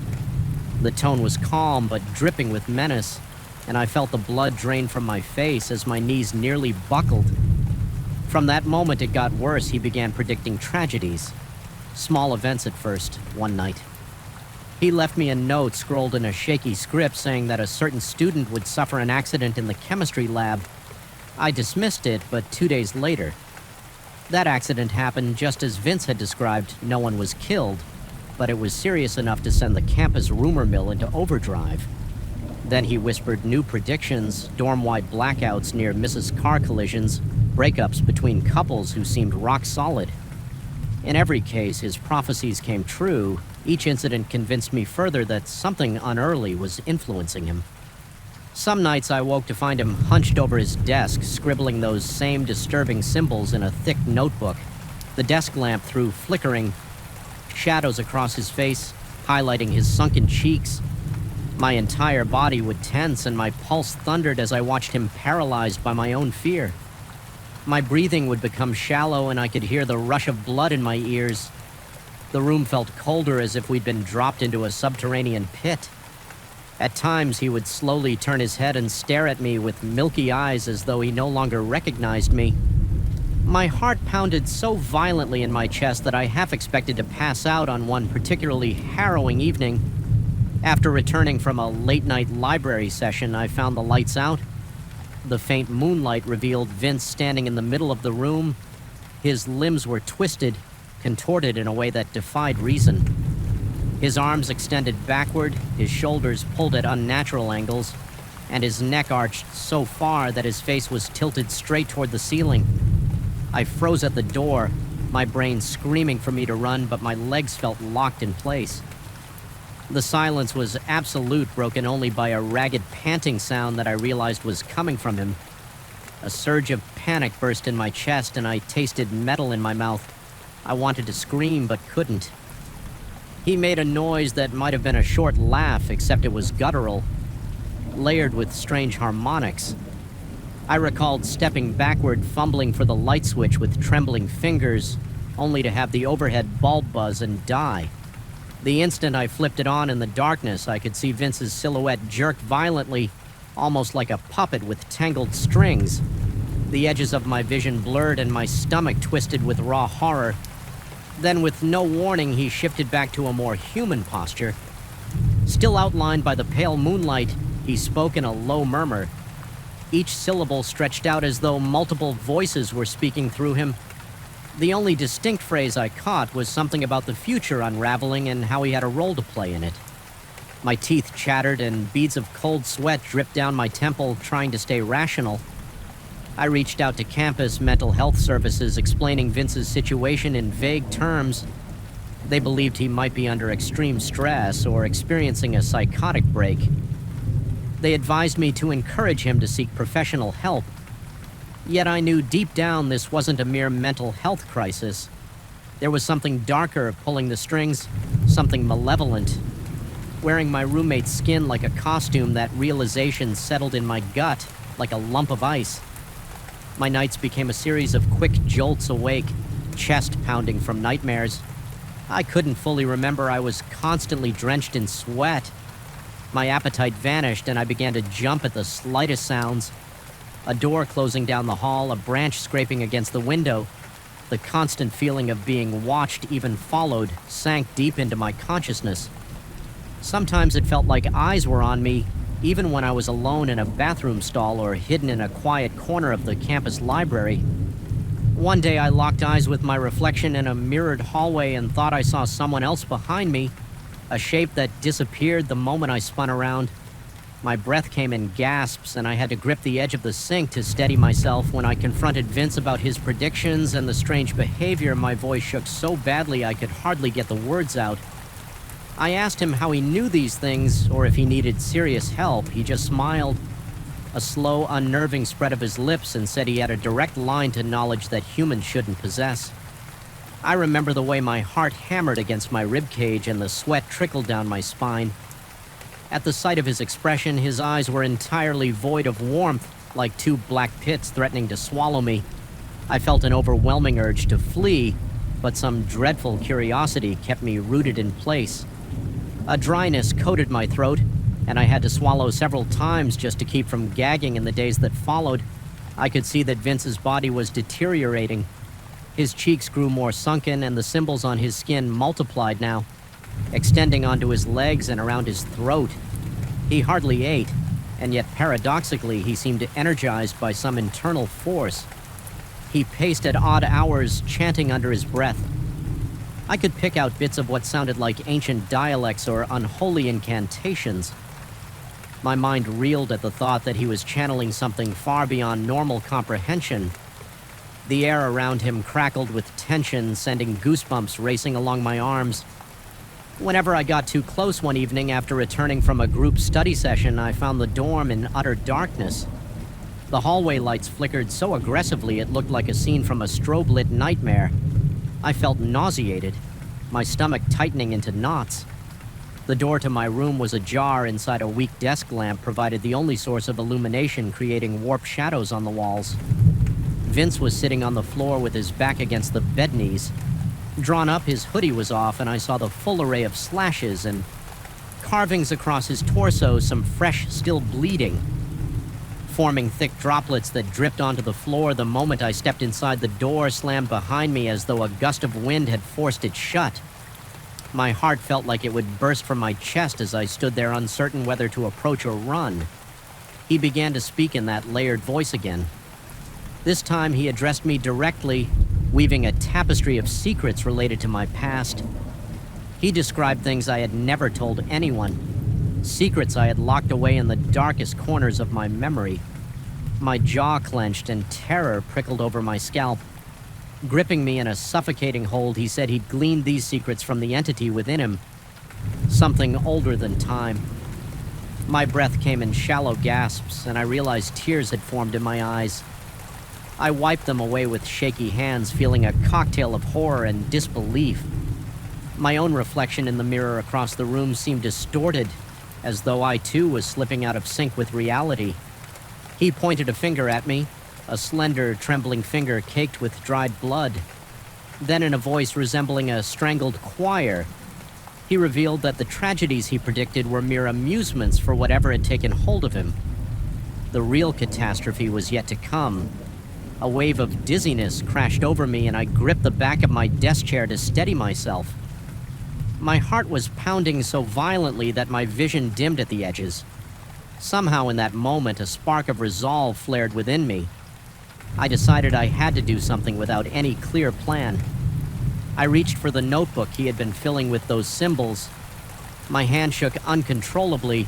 It was as though invisible hands were tugging it away, making the air thick and oppressive. My lungs felt tight and beads of sweat rolled down my forehead. As I clenched the notebook, I could almost feel it pulsing like it had a dark life of its own. Vince lunged at me, or rather the thing inside Vince did. Its limbs jerking spasmodically, my instincts screamed at me to leave. In a sudden burst of adrenaline, I yanked open the door and bolted down the hallway. Flickering lights overhead intensified the sense that something chased me, though I never glanced back. My feet pounded the floor in a frenzied rhythm that matched my racing pulse. Every fiber of my being was on fire with terror. By the time I reached the building's entrance, I was drenched in sweat and gasping for breath like I had sprinted a marathon. Outside, the air was cold, and I nearly collapsed onto the concrete steps. I didn't return to my dorm that night. I wandered aimlessly through campus, eventually settling in a 24-hour study lounge where the fluorescent lighting felt sterile but safe. Strangely, I was never confronted by campus security or forced to leave. Maybe I looked deranged enough that everyone was afraid to approach me. My thoughts spiraled. I questioned my own sanity. Could I have hallucinated the entire ordeal? The shifting voices, the twisted limbs, those symbols etched in flesh. Was it possible I was imagining all of it, yet the vividness of my fear and the memory of that vile voice told me it was horribly real? The next morning I considered involving university authorities or the police, but how would I even begin to explain what was happening, that my roommate was possessed or that he was something worse? I had no physical evidence besides the strange notebook, which now felt too dangerous to open. Ultimately, I decided not to return to that dorm room. I packed a bag with essentials from a friend's place and contacted the housing office to request an immediate room change under the pretense of an irreconcilable roommate conflict. As of now, I haven't seen Vince again. I've spotted him from a distance on campus a couple of times. Still wearing that hoodie, still too thin, his eyes hidden in shadow. When our gazes nearly met one day across the courtyard, my stomach flipped and I ducked behind a pillar I couldn't face whatever inhabited him. My pulse remained erratic until I was safely hidden in a crowded lecture hall. Even now, the memory of his contorted form and the echo of that layered voice haunt my dreams. I wake up drenched in sweat, heart pounding like an alarm bell, convinced he's lurking in the corner ready to unearth more buried secrets. I sometimes wonder what would have happened if I'd tried to help him, if there was some way to expel that entity before it fully consumed him. But the memory of his wicked smile and the horrifying predictions that came true are enough to drown any guilt I might have. Whatever is inside Vince, it was not meant to be trifled with. Occasionally, I catch myself second-guessing every shadow that moves too quickly at the corner of my vision. Paranoia gnaws at me, whispering that he'll find me again, that he knows the secrets I've struggled so hard to bury. I still have the notebook hidden at the bottom of my closet in my new dorm. The rational part of me wants to burn it to destroy any remnant of that malevolent force, yet a twisted curiosity keeps me from following through sometimes. Late at night, I catch myself staring at the closet door, heart-pounding cold sweat gathering on my brow. I feel a pull toward that hidden book, a lure so strong it makes my skin crawl so far I've resisted, but I'm not sure how long my resolve will hold. Even though I have escaped that room physically, a lingering dread hangs in the air around me. Every footstep in a lonely corridor sets my nerves aflame. Every distant flicker of light makes me jump. I can't unsee the shapes Vince twisted himself into, nor can I unhear that multiplicity of voices. Although I've physically distanced myself, I sense that this chapter of my life isn't truly over. A new terror has lodged itself in my consciousness, pulsating like a cyst ready to burst. And the worst part is knowing that no matter how many locks I secure or how many lights I leave on what's really haunting me now, is far more intimate and inescapable than a mere roommate. It resides in my memories and in the darkest corners of my mind, waiting for me to let my guard down, waiting for me to open that notebook and read what I've never dared to read. I live with a constant suspicion that knowledge itself, the secrets he whispered, the secrets I tried to hide, has become a gateway, and it might already be too late to close it. Story 7, I still remember the moment my eyes landed on that first distorted shape. It was late at night, and the cramped hallway of my apartment felt colder than usual. The air had a heaviness to it, an almost tangible, suffocating pressure that weighed on my chest. My heart kicked violently against my ribs the second I noticed something off in the corner of my vision. A dark silhouette that seemed to sway. Although there was no breeze at first, I thought it was a trick of the light or a result of my fatigue. But deep down, I knew something else was happening. Something I couldn't rationalize. I'd moved into this apartment only a few weeks earlier, hoping for a fresh start after a messy breakup. The building itself was old, with narrow corridors and flickering overhead bulbs that never seemed to stay lit for more than a few days. The walls were thin, so I would hear neighbors rummaging around at odd hours, footsteps echoing through the halls at night. Initially, I chalked up my sense of unease to unfamiliar surroundings. Every new place takes time to feel like home, yet no amount of rational thought could shake the primal dread that clung to me. The first few days, I didn't notice anything overtly supernatural. I was just anxious. My sleeping patterns were erratic, and I'd wake up gasping for air, feeling as if someone had just been leaning over me. I'd put it down to nightmares, plain stress. The trouble began in earnest on the 10th night in that apartment. I was in bed, half awake, drifting in and out of uneasy sleep when I felt a presence. I couldn't see it, but every cell in my body sensed it. There was a pressure like an invisible weight settling next to me, and my skin prickled. I forced my eyes open, heart thundering. Nothing. There was only the faint outline of furniture cast by the glow from the street outside, yet the tension in the air remained so thick I felt I could slice it with a knife. If I had the nerve to move my arm the next morning, I noticed something peculiar. The coat rack in the hall, which I had left facing the door, was turned completely in the opposite direction. My first instinct was to blame my own forgetfulness, though that explanation didn't entirely sit right.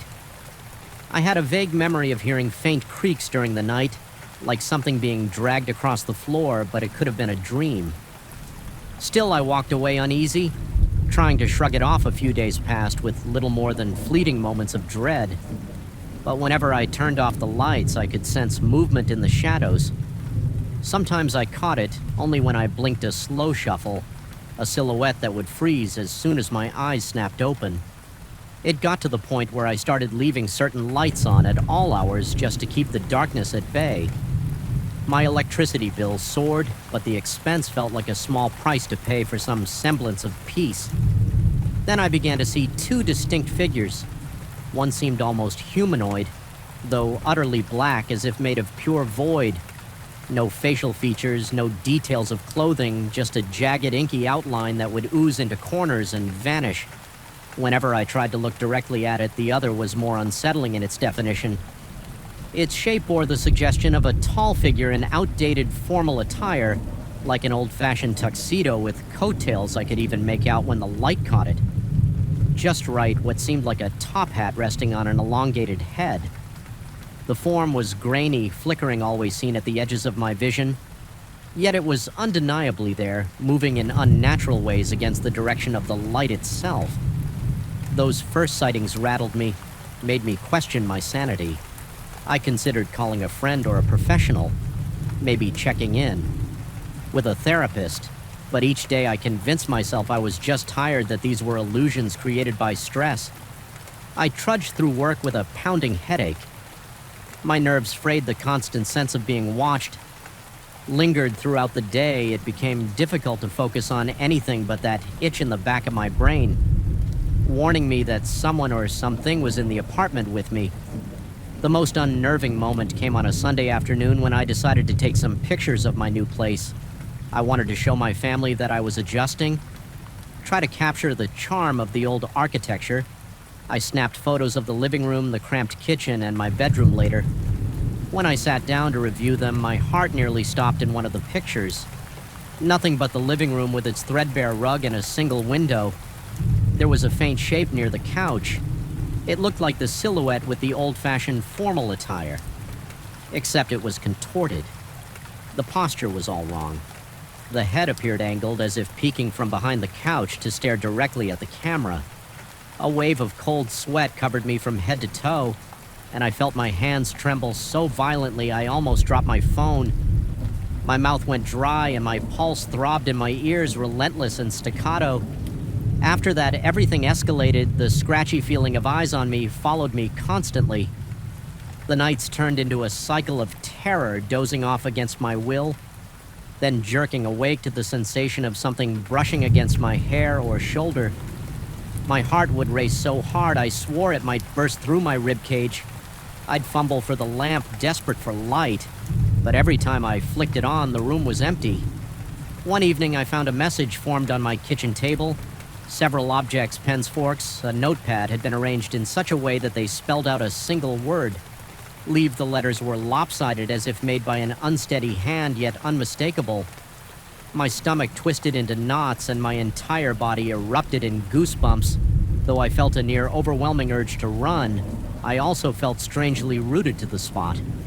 A part of me was furious, refusing to be terrorized in my own home. Another part of me was gripped with such raw fear that I could barely get a breath past my clenched throat. Night after night, I felt the presence of those shadows more acutely. I'd noticed them out of the corner of my eye, blending into dark corners or gliding along the ceiling. Sometimes I thought I could hear distant whispers, but they were so quiet, I couldn't make out words, if they were words at all. I tried to record these sounds on my phone, but I never captured anything definitive, at least not at first. The real horror set in when I woke up one morning with strange marks around my neck. They looked like handprints, faint bruises that wrapped around my throat. My first reaction was to run my fingers over the sore spots, my breath hitching as a jolt of pain seared through me.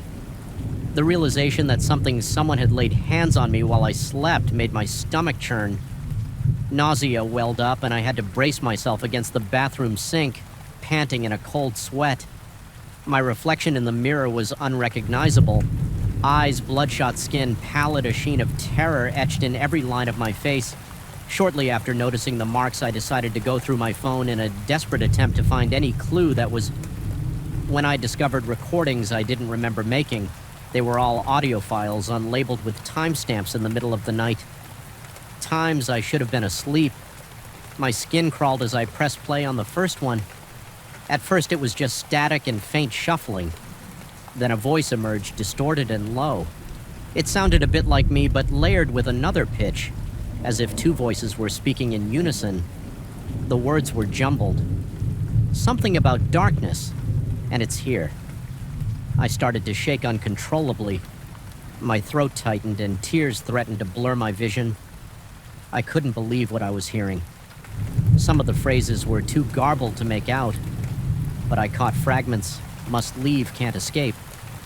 They watched tonight. Each subsequent recording was similarly disturbing, and at times I heard that faint whispering again, as though in the background it felt like eavesdropping on a conversation in which I was both speaker and listener.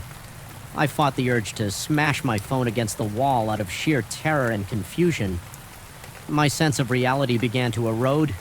I couldn't trust my own memories, couldn't trust what my eyes were telling me. The next few nights were a blur of half-slept hours punctured by jarring noises, a sudden knock on the wall, a scrape of furniture across the floor, an abrupt shift in temperature that left me shivering. Despite thick blankets sometimes in the dim haze of near sleep, I felt the mattress dip beside me as if someone was climbing into bed. My body would freeze, adrenaline surging so fast it felt like my veins were filled with ice water. I started trying to fight back by rearranging the apartment, attempting to remove potential hiding places for these shadows. I replaced my thin curtains with heavier ones to block out the flickering street lights, hoping fewer moving beams would reduce the illusions, but nothing changed, if anything. The activity intensified. Twice I found new messages spelled out with random household items now and gone, which left me trembling so badly I had to sit on the floor to steady my breathing. My appetite diminished to almost nothing. Every bite of food felt like a chore. My stomach in perpetual knots. My boss began to comment on my haggarded appearance. He mentioned I looked like I hadn't slept in days, which was painfully accurate. I shared a sanitized version of my situation with him, saying I believed someone was breaking into my apartment. He urged me to go to the police. But what could I even say to them that living shadows were creeping around my home, leaving cryptic messages and bruises on my neck? It sounded insane, even to my own ears. I rationalized that I had no solid evidence, aside from the ephemeral shadows and those bizarre recordings that made me sound unhinged. I decided to bring a friend over in the hope that a witness would confirm I wasn't imagining everything. However, I never quite got to lay out all the facts. He was just there for a casual visit, and I tried to act normal. We were chatting in my living room more, like I was rambling anxiously while he listened, when the overhead light began to flicker violently. My friend mentioned feeling a sudden draft cold enough to make the hair on his arm stand up. I saw his expression shift from casual concern to genuine alarm. He glanced over my shoulder and his eyes went wide. Then the bulb blew with a sharp pop that made us both jump. By the time we replaced the bulb and turned the lights back on, the presence he thought he'd seen behind me was gone. He left soon after, muttering that the place had bad vibes. It was the closest thing to validation I'd had. Though it offered no real comfort that night, I resolved to set up my phone camera and attempt to record myself sleeping. I wanted proof of whatever was happening. Some shred of evidence that would confirm I wasn't descending into madness before crawling into bed. I arranged the phone on a chair, angled it so the lens would capture my entire bed. And most of the bedroom floor. I left the lamp on its lowest setting, just enough light for the camera to see. Then I tried to sleep. It was the longest night of my life. Every small sound or shift in the air made my pulse hammer so fast I thought my heart might burst. Eventually, I drifted into a restless slumber. I had nightmares where I saw the faceless black shape looming at the foot of my bed, while the tall figure in formal attire stood in the corner, whispering my name in a voice that sounded like dry leaves scratching across pavement. I woke up many times, drenched in sweat, swallowing the thick lump of terror in my throat. In the morning, I forced myself to watch the footage. Most of it was just me tossing and turning, but at around 3 a.m., a flickering distortion appeared near the bed. My body tensed when I saw the tall, grainy silhouette step into frame. The figure was impossibly thin, dark lines rippling as if made of shadowy smoke. I watched with growing horror as it bent forward, its elongated arms reaching toward my sleeping form. Then the screen glitched and the recording turned to static. For several seconds, when it cleared, the silhouette was gone, and I was lying there with my mouth slightly open, chest rising and falling in shallow breaths. That was enough. I decided I had to leave. I didn't care about losing the deposit or what others might think. I felt certain that staying one more night would drive me over the edge, or something worse might happen that evening. As I tried to pack my things, I felt a suffocating presence behind me. My breath caught in my throat and my muscles locked in the reflection of my turned-off TV screen. I saw them, the two shadows standing behind me, each contorted in an impossible way. My hands began to tremble so violently that I dropped my clothes on the floor, heart thudding like a war drum in my chest. I stared at the reflection, sweat trickling down my temple. Every breath a shaky gasp. The formal shadow looked like it was leaning closer, had gliding at a diagonal angle as if studying me. The featureless black silhouette seemed to vibrate with an energy that made my teeth clench. A final surge of adrenaline kicked in and I spun around. They vanished, leaving me alone in the silent room with pounding blood in my ears. The last thing I did was record a brief video message for myself, just in case I wanted a clear statement of what was happening. The moving shadows, the marks on my neck, the messages spelled out with my belongings. I felt a desperate need to have a record to confirm that this was real and not a product of my unraveling mind. My voice shook as I spoke, tears burning in my eyes. Then I left, stumbling down the hallway and out into the night in Overstead. Backpack slung over my shoulder, I never returned to that apartment. I made arrangements to have the rest of my things moved by professionals who said nothing unusual happened while they were there, though they admitted the apartment felt uncomfortable. Even now, whenever I close my eyes, I can picture those shifting shapes waiting just beyond the darkness. Sometimes I'll glance at an innocuous shadow on a wall or behind a door and feel that same pulse of terror surge up my spine. My heart races, my mouth goes dry, and for a split second I'm back in that stifling apartment, certain that if I blink, I'll see those figures again. I don't know if the shadows were manifestations of something truly supernatural, or if I was experiencing a psychological breakdown amplified by stress and fear, but either possibility leaves me haunted. The memory of those silhouettes moving against the light and forming menacing messages still keeps me awake on restless nights, and every so often I check my phone's audio recordings in dread, half expecting to find new files. I don't remember making new warnings or whispered threats. That's when my pulse pounds, my sweat turns icy, and I realize that escape isn't always a matter of leaving a place. Sometimes the things we fear the most follow us, long after we believe we've left them behind. Story 8. I felt the shift in the air the moment I opened the door to my home office, as though the shadows had grown heavier in my absence. An intense quiet clung to the room, a silence so thick it seemed to press against my eardrums. Even the soft hum of my computer tower sounded muffled. My heart rate accelerated without any logical reason, and I tasted a faint bitterness on my tongue, as if anxiety itself had left a residue. That night, the gloom of the overhead light seemed more oppressive than usual, revealing dust motes swirling in slow motion. It was then that I saw the first of those symbols, almost invisible at first glance, but so distinct in the dust that covered the wooden floorboards. I remember bending down, eyes fixed on those strange swirly marks. Each line was meticulously drawn, as though etched with a steady hand. Their style reminded me of ancient sigils I had seen long ago in an old book of occult imagery, although I couldn't recall exactly where my pulse pounded in my ears, and I felt a subtle sense of dread creep up my spine. It felt as if someone or something had been standing there moments before I arrived, waiting for me to discover the evidence of its presence. I brushed the symbols away with my foot, thinking it must have been my imagination. Yet a seed of unease lodged itself in my mind, and no amount of dismissive self-tea-talk could uproot it. Over the next few days, the designs I created for clients, the very same designs I spent hours polishing, began to change by morning.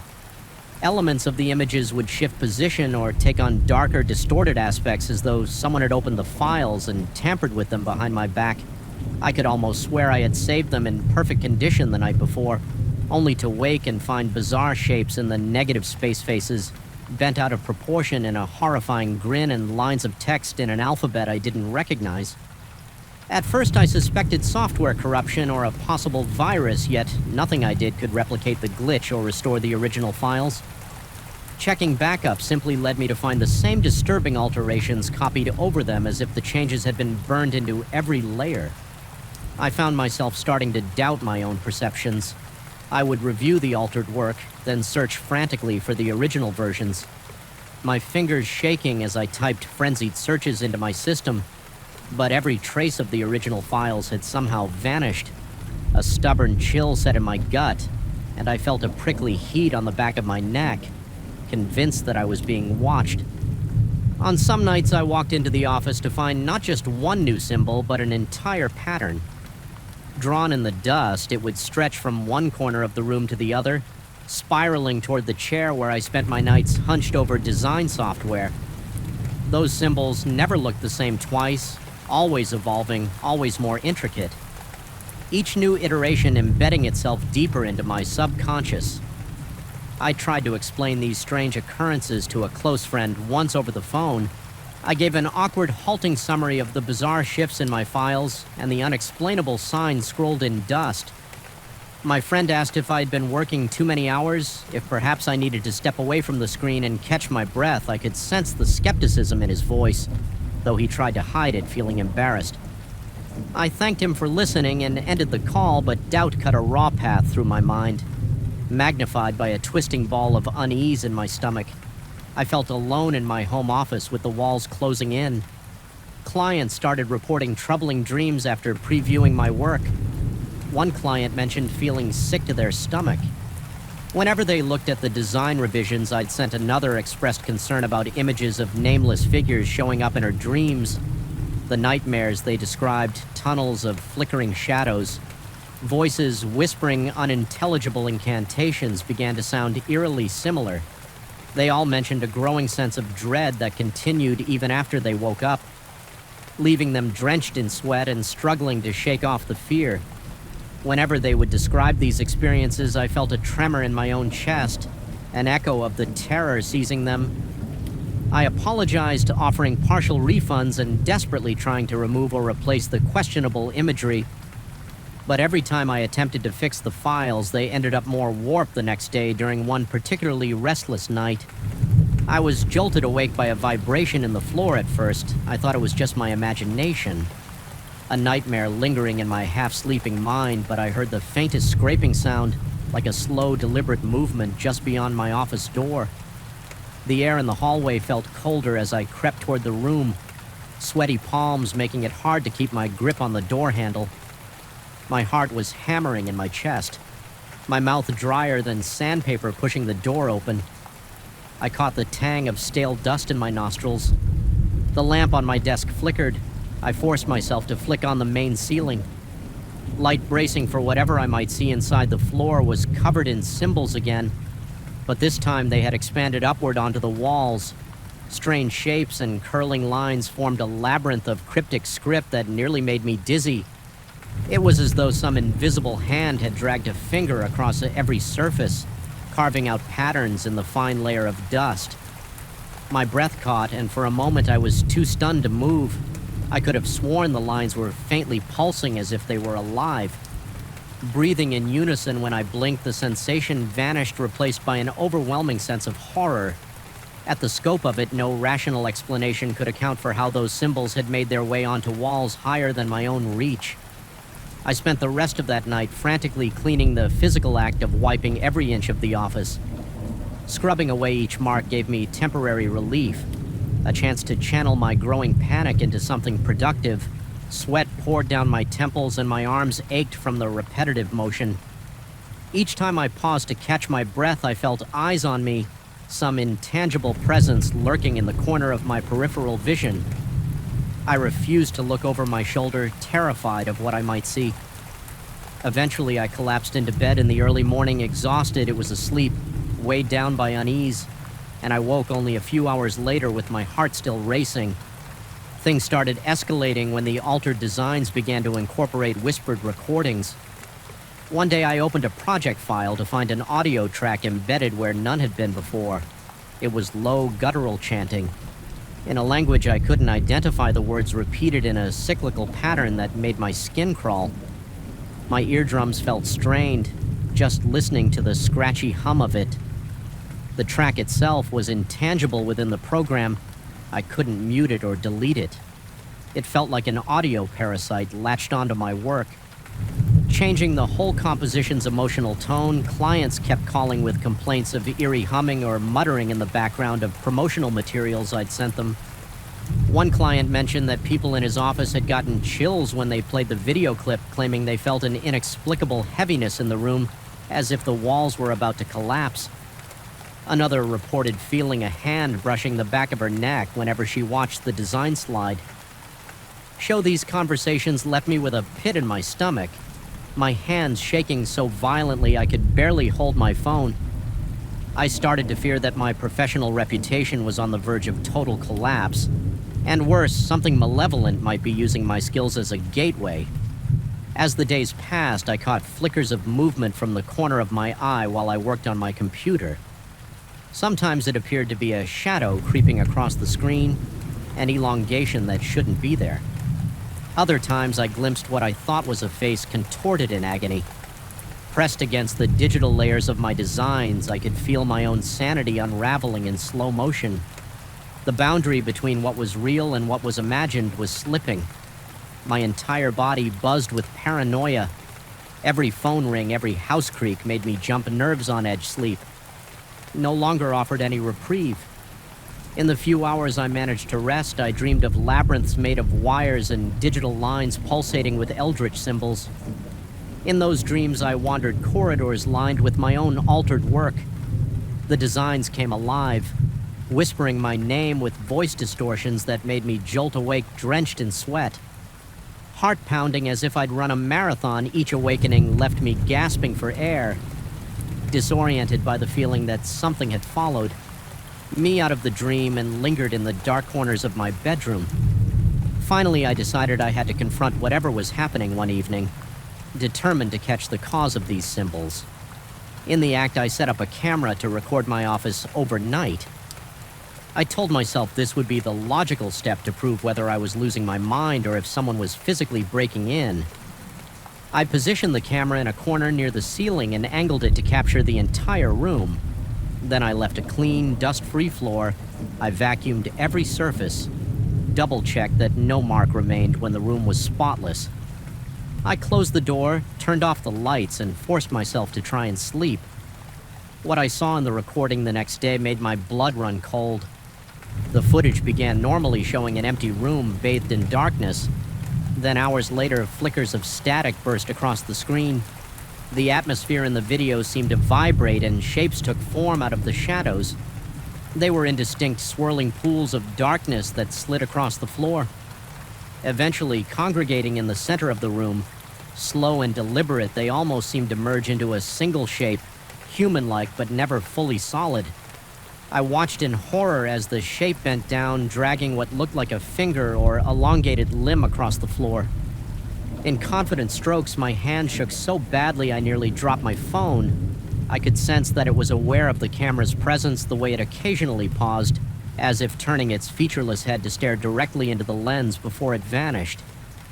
It scrolled a final sigil that glowed faintly on the floor, pulsing once before fading into the dust. Then, in a brief flicker of static, the figure was gone. That was enough. I decided I couldn't ignore the possibility that this thing was beyond my comprehension. Something sinister had chosen me, or more accurately, my creative work as a channel. Perhaps it craved the attention that my designs would bring. Each distorted image, each cryptic audio track was its way of seeping into other people's minds through my creations. My clients' nightmares, their descriptions of shadowy figures and ominous chanting were proof that it was succeeding. I resolved to rid myself of every design I had ever touched that displayed these alterations. I loaded external hard drives, memory sticks, and cloud folders with the corrupted files just to isolate them from my main system. Then I ran every security program I could find. My palms broke out in a cold sweat. My heart thumped so loudly it seemed to echo in the empty corridors of the house. Clearing out my portfolio felt like hacking off a diseased limb to save the rest of the body. Yet deep down, I knew it wasn't enough. That intangible presence had already made a home in my life, and a simple deletion of files wouldn't cast it out. I spent the following week fighting a creeping dread that followed me around like a scent. Even stepping into my office brought on waves of nausea as if the room itself had turned against me. I repeatedly sensed a shape lurking just out of sight. So I stopped working in there altogether. I moved my computer to the living room, determined to leave that haunted space behind. Yet I couldn't bring myself to dispose of the office desk, the chair, the physical remnants of my daily routine. Part of me still clung to the hope that this was some sort of bizarre mental breakdown, and once I regained my stability, I could return to normal. That was when I noticed the symbols creeping into my sketches. Almost unconsciously, I was doodling in a notebook trying to outline a fresh concept for a new client, safe physically away from the cursed home office, when I realized I had drawn a small, intricate emblem in the margin. My throat tightened when I recognized it as one of the sigils that had appeared in the dust. My heart raced so viciously that sweat broke along my forehead. I tried to rip the page out and tear it into pieces, but an intense trembling claimed my arms. As the fragments of paper fluttered to the floor, I felt an unsettling shiver pass through the room like a cold draft that came out of nowhere. That night I sat in silence, wrestling with the realization that this force had rooted itself inside my mind. It wasn't confined to the digital realm or even the physical space of my office. It was influencing my subconscious. Directing my hand even when I thought I was safe, I could no longer dismiss it as a series of coincidences or a delusion born of overwork. My sanity had become the battleground on which this presence staked its claim. I decided to face it in the only way I knew how. By acknowledging its hold on me, I stopped running from my own thoughts, and instead let them run wild on an empty canvas by the flickering light of a single desk lamp. I spent hours sketching every symbol, every face, every distorted figure I had seen in my nightmares or in my altered designs. My heart pounded, my breathing ragged, but I couldn't stop. I sketched until my hands cramped, capturing every tormenting detail. In a frenzy of graphite and charcoal, the process felt both horrifying and strangely cathartic, as if I was ripping something malignant out of my brain and trapping it on paper when the final symbol was drawn. The house went unnaturally quiet. No cax, no hum from the fridge, no distant traffic. I sat there drenched in sweat, trying to steady my breathing. I had expected something dramatic, lights flickering or dark shapes erupting from the page, but nothing happened. Instead, I felt an overwhelming stillness, an anticipatory hush, as though the walls were holding their breath by morning. The sense of oppression had lessened, though a lingering chill remained in the air. I stored the sketches in a locked drawer, my heart still racing, but with a faint flicker of hope. Perhaps by confronting whatever had taken root in my psyche, I had robbed it of its secrecy, its power. I can't say I felt truly safe, but I did feel a subtle shift. The next time I checked my computer, I found no new distortions, no ancient scripts or chanting. Even the dust in the office seemed normal, yet I knew this might only be a temporary reprieve, a calm, before another storm. To this day. I don't know what exactly tried to emerge through my work. I can't say for certain if it left or merely lies dormant, waiting for a chance to resurface. Sometimes when I stare at a blank screen, I catch a glimpse of a shape in the reflection and feel the hairs on my arms rise. In warning, the memory of those symbols etched in dust still makes my heart pound. Whenever I recall the static-ridden figure bending over the floor, I feel nauseated, as if reliving that moment I've chosen not to destroy my sketches. Though the thought of them fills me with a mixture of dread and responsibility. It's my reminder that the barrier between creation and manifestation can be perilously thin, and so I remain watchful, continuing my work as best I can while staying vigilant for the slightest sign that the symbols have returned. It's a fragile piece, one that depends on my steady refusal to become a conduit for whatever lurks behind the veil. Sometimes I still feel that prickle on the back of my neck while I design. I grip my pen tighter, inhaling deeply to steady my pulse. My life now unfolds in the haze of a constant uneasy truce, haunted by the knowledge of what once slipped through and by the fear that it may someday break free again. Story 9. I first noticed something was wrong when I heard the metallic groan of the gate echo across my property in the dead of night. My neighborhood was usually quiet after sunset, and I had grown accustomed to the comforting hush of the surrounding houses that silence had become my evening companion until the gate violated it with its creaking. The sound sliced through the darkness, making me feel as though someone or something was announcing its unwelcome arrival. My pulse quickened. I had spent years studying electrical systems, and I couldn't explain how a device that was disconnected from the power supply could move on its own. I felt a chill in my stomach and immediate certainty that whatever was causing this had nothing to do with a simple malfunction. I stood there by my living room window watching the gate shutter against its hinges. Even though the overhead lights in the house were on the corners of each room felt darker than usual, my breathing grew shallow and I pressed my face closer to the glass, trying to see if there was anyone lurking outside. My eyes strained to cut through the shadows, but I saw no sign of movement, just the gate swaying slightly as though it had a mind of its own. I began to sweat, my palms clammy. Every hair on my arms tingled in the cool air. The logical part of my brain insisted I investigate calmly. I was an engineer, after all. Machinery was my bread and butter. Electronics wires and intricate systems never intimidated me. Yet, the deeper I delved into the strangeness of what I was seeing, the more something primal crawled along my spine against all reason. I felt observed. The sensation made the back of my neck prickle. I found myself swallowing hard, adrenaline pumping through my veins, determined to maintain control. I forced myself to step outside with a flashlight. The gate was silent now, resting in place as if the earlier movement had been a figment of my imagination. Cautiously, I approached its motor box, kneeling down on the cold pavement.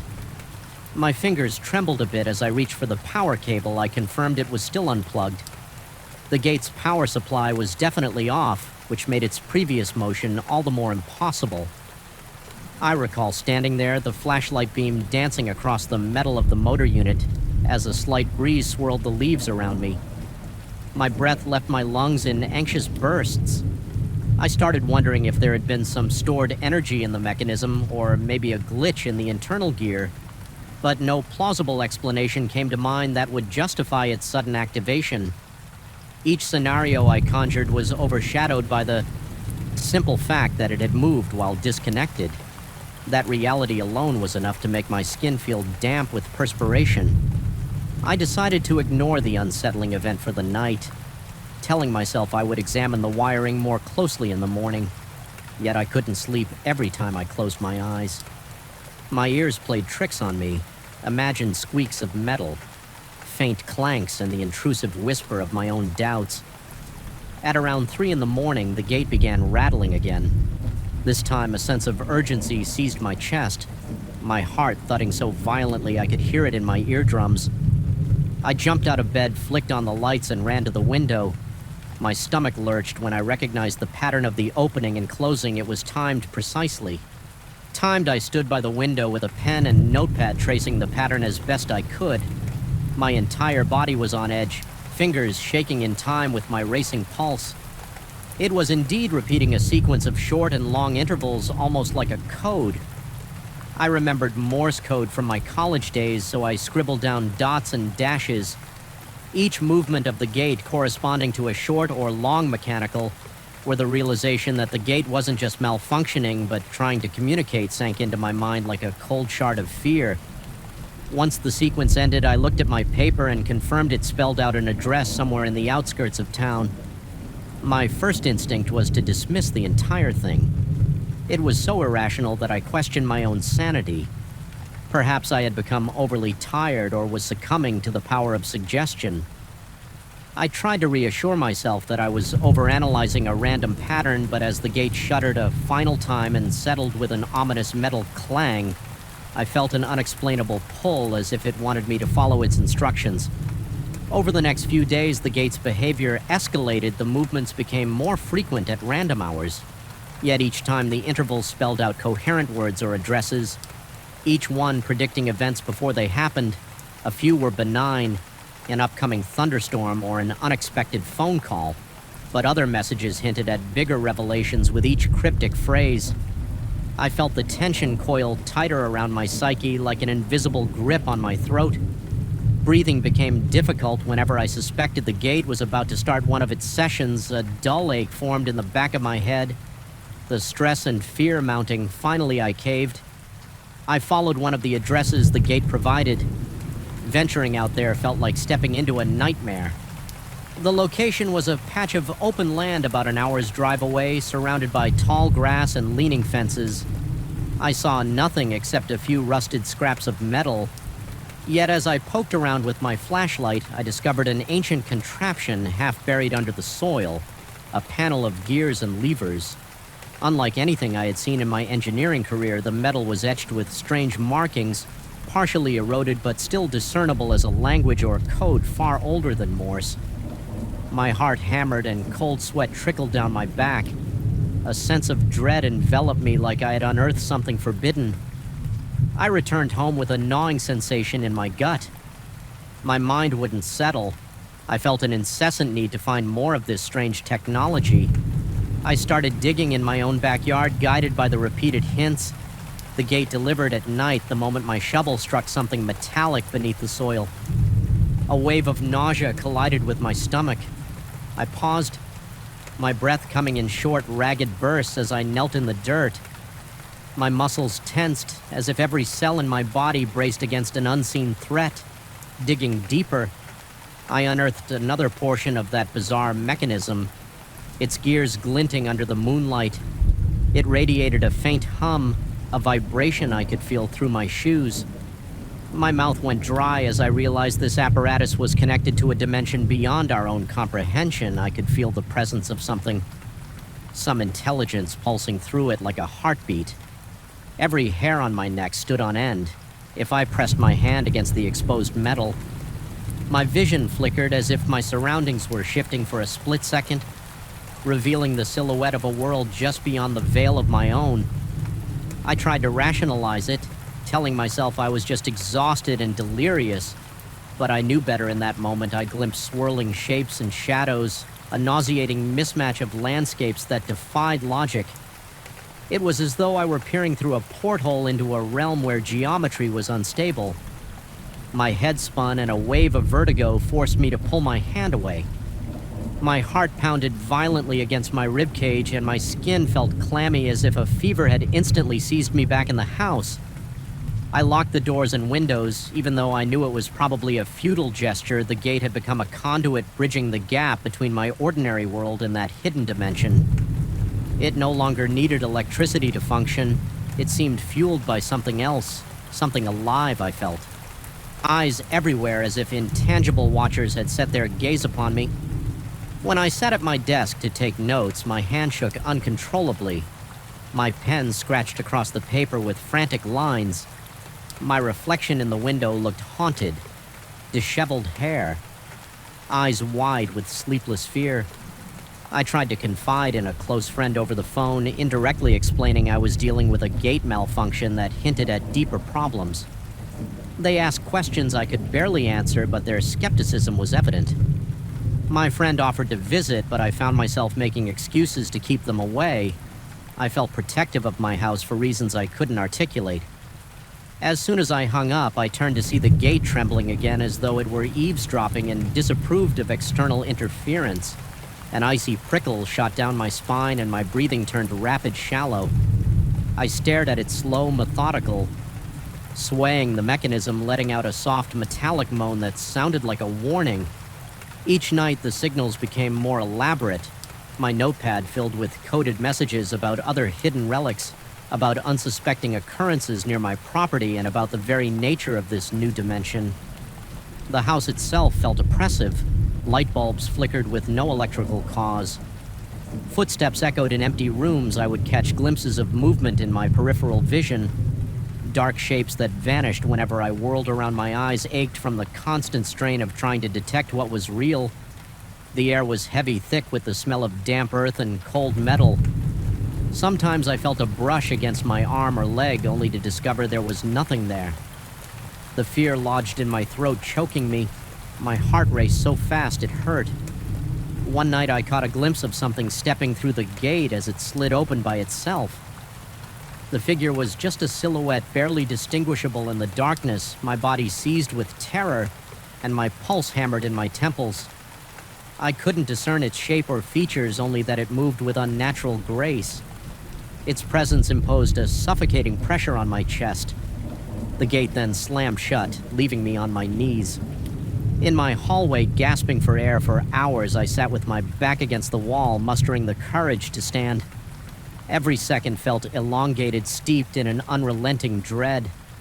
Eventually, I forced myself back outside, determined to break whatever link had been established. I approached the half-buried mechanism in my backyard. My hand shook so violently it was hard to keep my grip on the flashlight. A maddening suspicion had taken hold of my thoughts. The contraption might be intentionally placed there to lure me deeper into its secrets. The oppressive weight of invisible watchers pressed against my mind, fueling a deep sense of paranoia. Sweat dripped down my forehead, stinging my eyes. But I refused to blink. I needed to see if anything moved in the darkness at the edge of the yard. The metal panel hummed softly as if beckoning me forward. Its strange etchings pulsed with a faint glow, taking a wrench from my toolbox. I tried to pry the thing loose from the ground the moment I applied pressure. A vibration shot up my arm. My head throbbed with a savage headache as though something was pushing back. Voices seemed to swirl in my mind, distant and hollow-forming half-understood words. I reeled backward, nearly toppling over. My breath came in stuttering gasps, and I tasted copper in my mouth. I spat, trying to regain my balance. My heart pounded so fiercely that my vision spotted every instinct told me to run, but I stayed desperate to end the torment. Gradually, I managed to dismantle one of the outer plates beneath it. It was a labyrinth of cogs and circuits that defied any normal engineering. They didn't look built, but rather grown merging flesh-like components with metal. My stomach lurched, and I struggled against the urge to retch as I reached out to touch a small gear that gleamed unnaturally. The gate on my driveway began to open and close in rapid succession like an alarm. I froze the code, hammered out a single word repeated over and over, stop summoning every ounce of determination.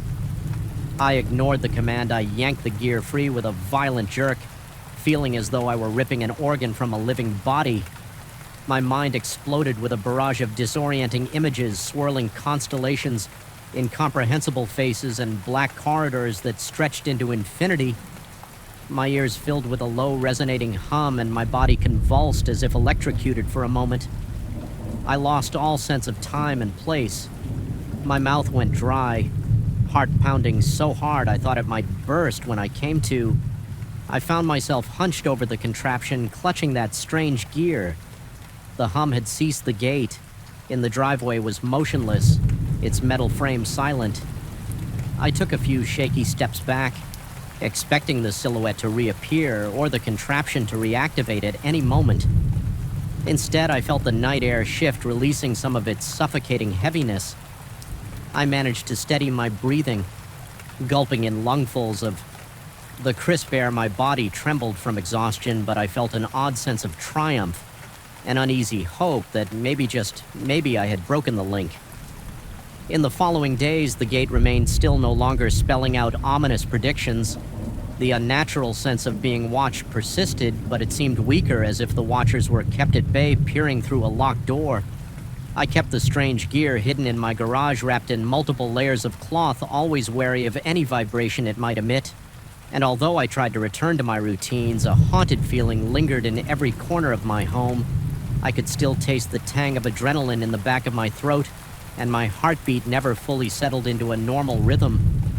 Sometimes at night I stand by the window staring at the gate in silence, half expecting it to open on its own accord and speak to me again.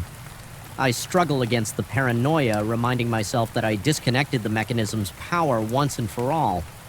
Yet I can't quell the nagging suspicion that the dimension I glimpsed still casts its shadow over my reality. Each rustle of wind through the trees prompts my muscles to tense. Involuntarily, every creak of the floorboard sends a ripple of panic through my mind, conjuring visions of dark silhouettes. The boundary between my world and that other place remains fragile, as though sealed with a brittle lock and key. I have no illusions about true safety anymore. The gate's silence feels like an uneasy truce rather than a victory in the back of my mind. A voice whispers that one day it will resume communicating, or something else will.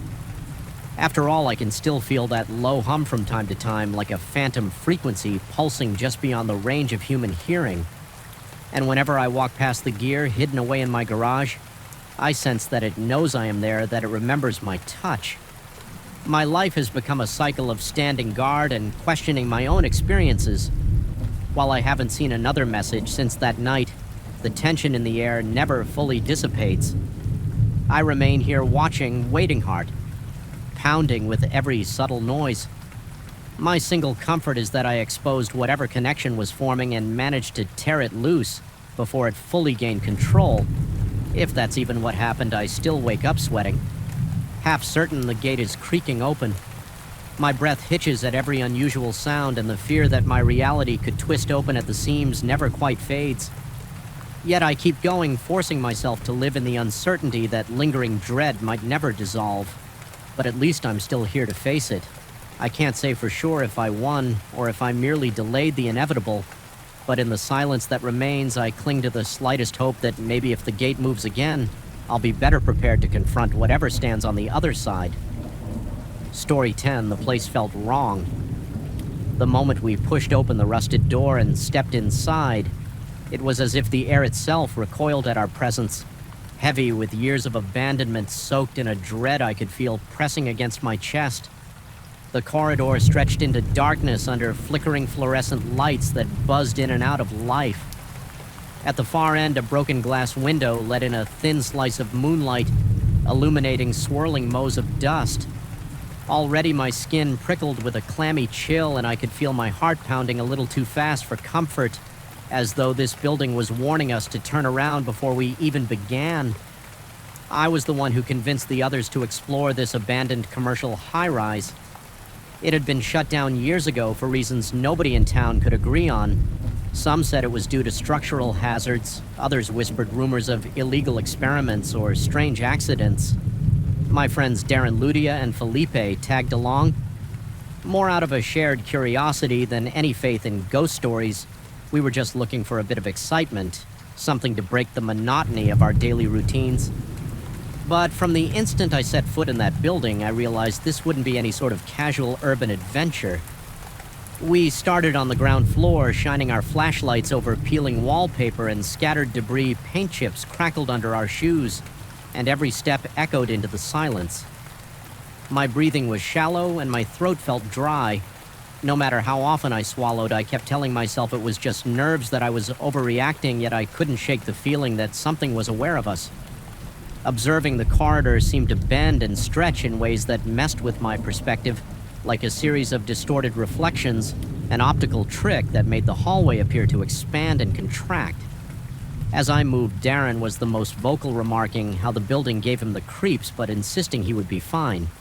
He used gallows humor, quietly joking that we might stumble upon squatters throwing a late-night party. Lucia rolled her eyes while Felipe remained mostly silent through my peripheral vision. I thought I saw flickers of movement around corners, but whenever I whipped my head to check, there was nothing. Eventually, we found the old elevator shaft. The door was jammed open, exposing a cavern of darkness where the elevator car should have been. The cable swayed gently as though disturbed by a light breeze that none of us could feel. We decided to take the stairs. Climbing the staircase was an unsettling journey. Each floor brought a subtle change in the air. It grew stale, musty, and then abruptly cold. The walls bore graffiti symbols I didn't recognize, and the overhead lights were either shattered or sputtering. We passed floor after floor in this near silence, occasionally punctuated by the sound of dripping water that echoed in the stairwell. After several flights, I started to question whether we were going in circles. My legs ached and my heart raced as if I'd been running uphill for miles. It felt like the entire building was pulsing around us, the temperature dropping bit by bit until my breath came out in small white clouds. Then we heard it, a distant thumping like the bass of loud music. It drifted down from the upper floors, accompanied by the vague murmur of many voices. It sounded like a celebration was taking place, as incongruous as that seemed in this deserted place. We paused to listen, exchanging uneasy glances. We moved toward the noise, curiosity mixed with an instinctual dread. With every step, the sound grew a little louder, like a party was in full swing just a few floors up. Eventually, the stairwell opened onto an expansive corridor leading to a wide set of double doors. They were slightly ajar, and colorful flickers like lights from a disco ball leaked around the edges. I felt my pulse in my throat. Part of me wanted to turn around and run, but an inexplicable pull drew me forward. We stepped through the doors into what looked like a ballroom. Moonlight filtered through dusty windows, and faint echoes of music seemed to vibrate in the walls. Yet the room itself was pitch dark and silent. No lights, no decorations, and certainly no guests. It was just four of us standing on a cracked marble floor, feeling colder than we had on the stairs the second we set foot inside that grand space. All our watches stopped in unison. I heard 3 sudden clicks and realized that mine had died as well. I tapped the face of my watch, but the second hand was frozen. The hush deepened and the temperature dropped so fast that my teeth started chattering. We shone our flashlights on the walls and ceiling, searching for speakers or any sign of the sounds we had heard, but there was nothing. When I exhaled, the vapor hung in the air, swirling like a captive ghost. Before we could regroup, the doors behind us slammed shut. Darren rushed to yank them open, but they wouldn't budge, as if welded into the frame by a force we couldn't see. Lucia and Felipe tried to find another exit, running to the side doors and emergency exits, but each was either locked or barricaded. The entire ballroom had become a prison of darkness and ice. I noticed then that the windows along the far wall were shattered shards of glass littering the floor. Beyond the jagged openings, I expected to see the nighttime skyline, but all I saw was a limitless black void. It wasn't just darkness, there was a complete absence of anything. No city lights, no stars, no reflection of the moon. My stomach tightened and a wave of cold sweat spread across my body. My lungs felt restricted, like I was breathing underwater. I could smell something sharp in the air, a metallic tang that brought a surge of nausea. Felipe pointed a trembling finger at the broken glass scattered on the floor. Through the shards, I could see warped reflections of the four of us, but in those reflections, we were not just standing there. Each image showed a grotesque version of one of us engaged in unspeakable acts. One reflection depicted me, but my eyes were hollow. My mouth twisted into a grin that didn't belong to any living thing I recognized. I appeared to be scrawling symbols in blood along the walls, lost in some eldritch trance. My heart pounded so hard that my vision blurred around the edges. I tried to look away, but I couldn't. It was like the image had me in a trance. By the time I tore my gaze from that warped mirror, I saw that Darren's reflection was performing some ritual, arms raised above his head, holding what looked like a small bowl of writhing black fluid. I forced myself to blink to breathe, reminding myself none of this could be real. But every rational thought evaporated under the relentless sense of dread that was filling my gut. The air was alive with menace, a presence that pressed in from all sides. We tried to regroup in the center of the ballroom, shining our flashlights in every direction. The beams flickered, my flashlight sputtered, and then died. I felt the darkness sink in, pressing against my retinas. The dim glow from Lucia's flashlight was all we had left, and it cast long, twisted shadows across the marble.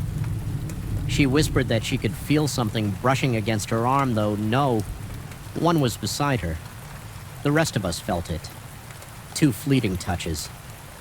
Light tugging on sleeves, cold fingers grazing the back of the neck. Panic clawed at my throat, and I could barely keep my voice steady. I kept telling myself to focus, to find a way out. I recalled hearing that sometimes these old buildings had rooftop exits or external fire escapes.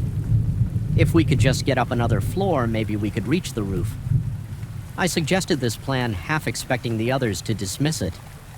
Instead, they nodded in tense agreement, anything to escape the oppressive grip of this freezing ballroom. We found a side corridor that led to another stairwell, only to discover the metal door. Jammed, Darren and I put our shoulders into it, forcing it to move a fraction of an inch, while Lucia and Felipe kept watch behind us with one concerted push.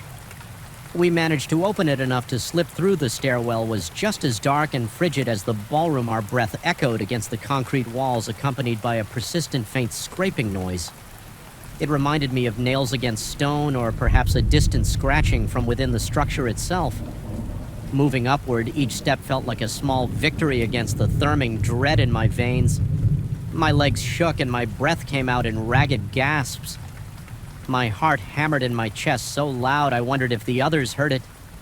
The cold seeped through my jacket and into my bones, and rivulets of sweat trickled down my spine, making the chill even more unbearable.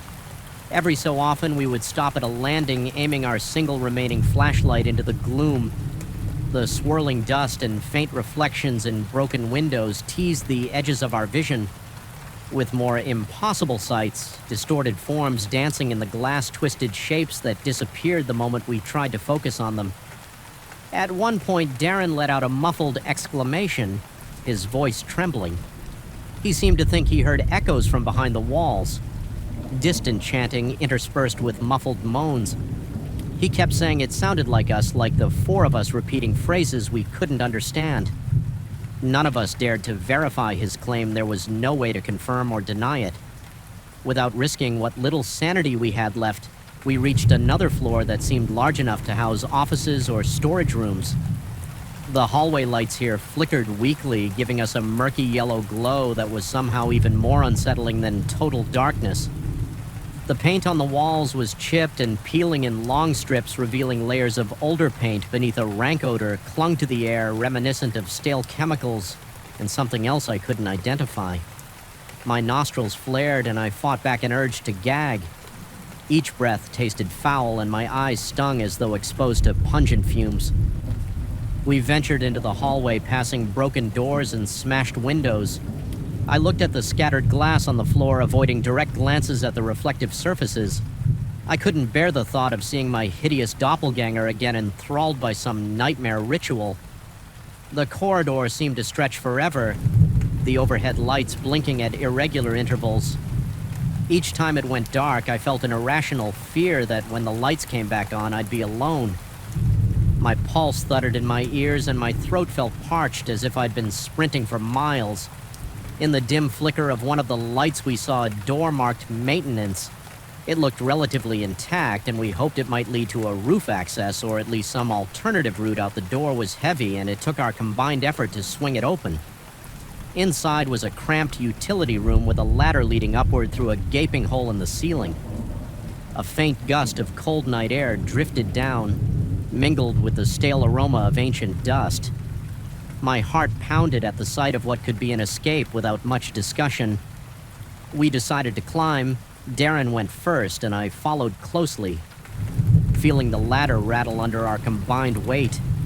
My hands were slick with sweat, despite the cold, making it hard to keep a grip on the metal rungs every inch we ascended. The air grew sharper, biting at my exposed skin. The only source of illumination was Lucia's flashlight from below its feeble beam, casting quivering shadows that danced across the rough concrete walls. As I emerged through the hole in the ceiling, I found myself on a narrow rooftop. The skyline was visible, but it looked warped, as though the city had been replaced by a labyrinth of twisted buildings. Nothing was where it should have been. My vision seemed to pulsate, the edges of the structures vibrating with an otherworldly haze. I tasted copper in my mouth, and my breathing became ragged as if the atmosphere were thinner.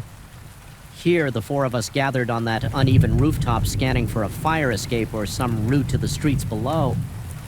I remember feeling a wave of relief, however small, that we were out of that stifling interior, but the relief was short-lived. The swirling black void we had seen through the broken windows below lingered in the corners of my peripheral vision. If I looked directly at the cityscape, it almost seemed normal, just dark and desolate. But from the corner of my eye, I could see shapes moving unnaturally, as if entire blocks were shifting or morphing. A deep paranoia rooted in my mind, telling me we might not be truly outside, that the building itself was warping reality around us. My heart pounded in my ears and my limbs felt weak. I thought for a moment I might pass out, the cold sweat soaking my clothes. The others looked equally shaken. I told myself we needed to keep going, that somewhere along the perimeter of this rooftop, we might find an actual fire escape moving in a tight group. We edged along the crumbling ledge. The wind whipped at our faces, stinging our eyes and numbing our cheeks. Then we saw it. A narrow metal staircase bolted to the side of the building. It looked precarious, but it was our best chance. One by one, we eased onto the stairs, making our way downward. The sounds from inside the building seemed to follow us. faint echoes of that non-existent party insane chanting and the dull thrum of bass. It was as if the walls were alive, sending out mocking illusions to lure us back in when my feet finally touched solid ground. In an alley behind the building, my knees buckled with relief. The others emerged soon after, equally shaken. The building loomed above us like a silent sentinel. Window-shattered walls marred by decades of neglect for a split second. I caught a reflection in one of the remaining windows, a twisted version of myself standing in the ballroom eyes. Pitch black, wearing a grin that made my stomach turn, I had to tear my eyes away, my pulse hammering in my ears. No one spoke for a long time. We just stood there in the alley, breath steaming in the cold night, hearts pounding. We were beyond explanation or logic. The only coherent thought in my mind was that we had gotten out. I suspected none of us would ever talk about what exactly we saw in those reflections. Even Darren, who had been the boldest, stared at the ground. Trembling Lutia and Felipe looked like they were lost in their own private nightmares, caught in loops of replayed terror. Eventually, we gathered ourselves enough to slip back onto the main street. Storefronts were closed and the streetlights were dim, but it still felt like an entirely different world. One that was stable where I could trust my senses, yet I couldn't rid myself of the feeling that something from that building still clung to us. My skin felt raw, and when I inhaled, the air tasted wrong. Every so often, I caught a glimpse of movement and shiny surfaces. A car window, a puddle, a polished metal door, like the distorted versions of us were still watching, waiting for a moment to drag us back into that forsaken maze. Back at home, I stared into my bathroom mirror, half expecting to see another monstrous reflection. I was exhausted, body shaking with deep tremors, stomach churning with residual nausea. My heartbeat refused to slow to a normal rhythm, and my thoughts spun. Part of me feared I might wake up back in that freezing ballroom. Another part was terrified that I would never wake up at all when I finally lay down. I couldn't sleep. Every time I closed my eyes, I felt the building breathing around me. I'd jerk awake, gasping for air, throat tight that night. And every night since, my dreams have been filled with the echo of a party that never happened. Music that trails just out of earshot, and the chilling image of a reflection not quite my own. I know the others feel it too, though we try to reassure one another that it was just our imaginations. None of us truly believes it. We caught a glimpse of something vast and malignant lurking behind the veneer of reality, and there's no forgetting the way that building seemed to come alive, feeding on our terror, warping our reflections into vile mockeries of ourselves. I don't know what that commercial high-rise really was, a cursed structure, a gateway to something indescribable, or just a place where reality frays at the edges. But I do know it changed me. Even in the safety of my own home, I can feel the old fear creeping in whenever I pass a dark corridor or glimpse my reflection in a mirror. The memory of that freezing ballroom, our stopped watches, and the horrifying images in the broken glass lingers in the back of my mind, gnawing at my sanity, reminding me how fragile our hold on reality can be. I escaped, yet a part of me never truly left that oppressive chill. The shadows dancing in the corner of my sight, and the knowledge that somewhere just out of reach, there's a reflection of me doing unspeakable things. It all remains, and that is the worst horror of all. Knowing that in some cracked piece of glass in some forgotten hallway, there's a version of me still lost in the dark, rewriting the story of my life into a nightmare with no exit. Story 11. I still remember the first time I noticed a presence lingering behind me. The studio lights were dimmed for dramatic effect, and the space felt cramped with shadows that seemed to stretch far beyond their natural boundaries. My heart thumped irregularly in my chest, and I strained my eyes to check if the gloom in the corner was just my imagination. Though I attempted to dismiss it as a trick of poor lighting and overworked nerves, something inside me recoiled as if touched by an invisible hand. That was the moment an unspoken fear began to gnaw at the back of my mind, whispering that whatever stood in the darkness was not merely shadow, but something far more malignant. I'm a freelance photographer by trade, always hopping from one rented studio to another, chasing the next fashion shoot or product campaign.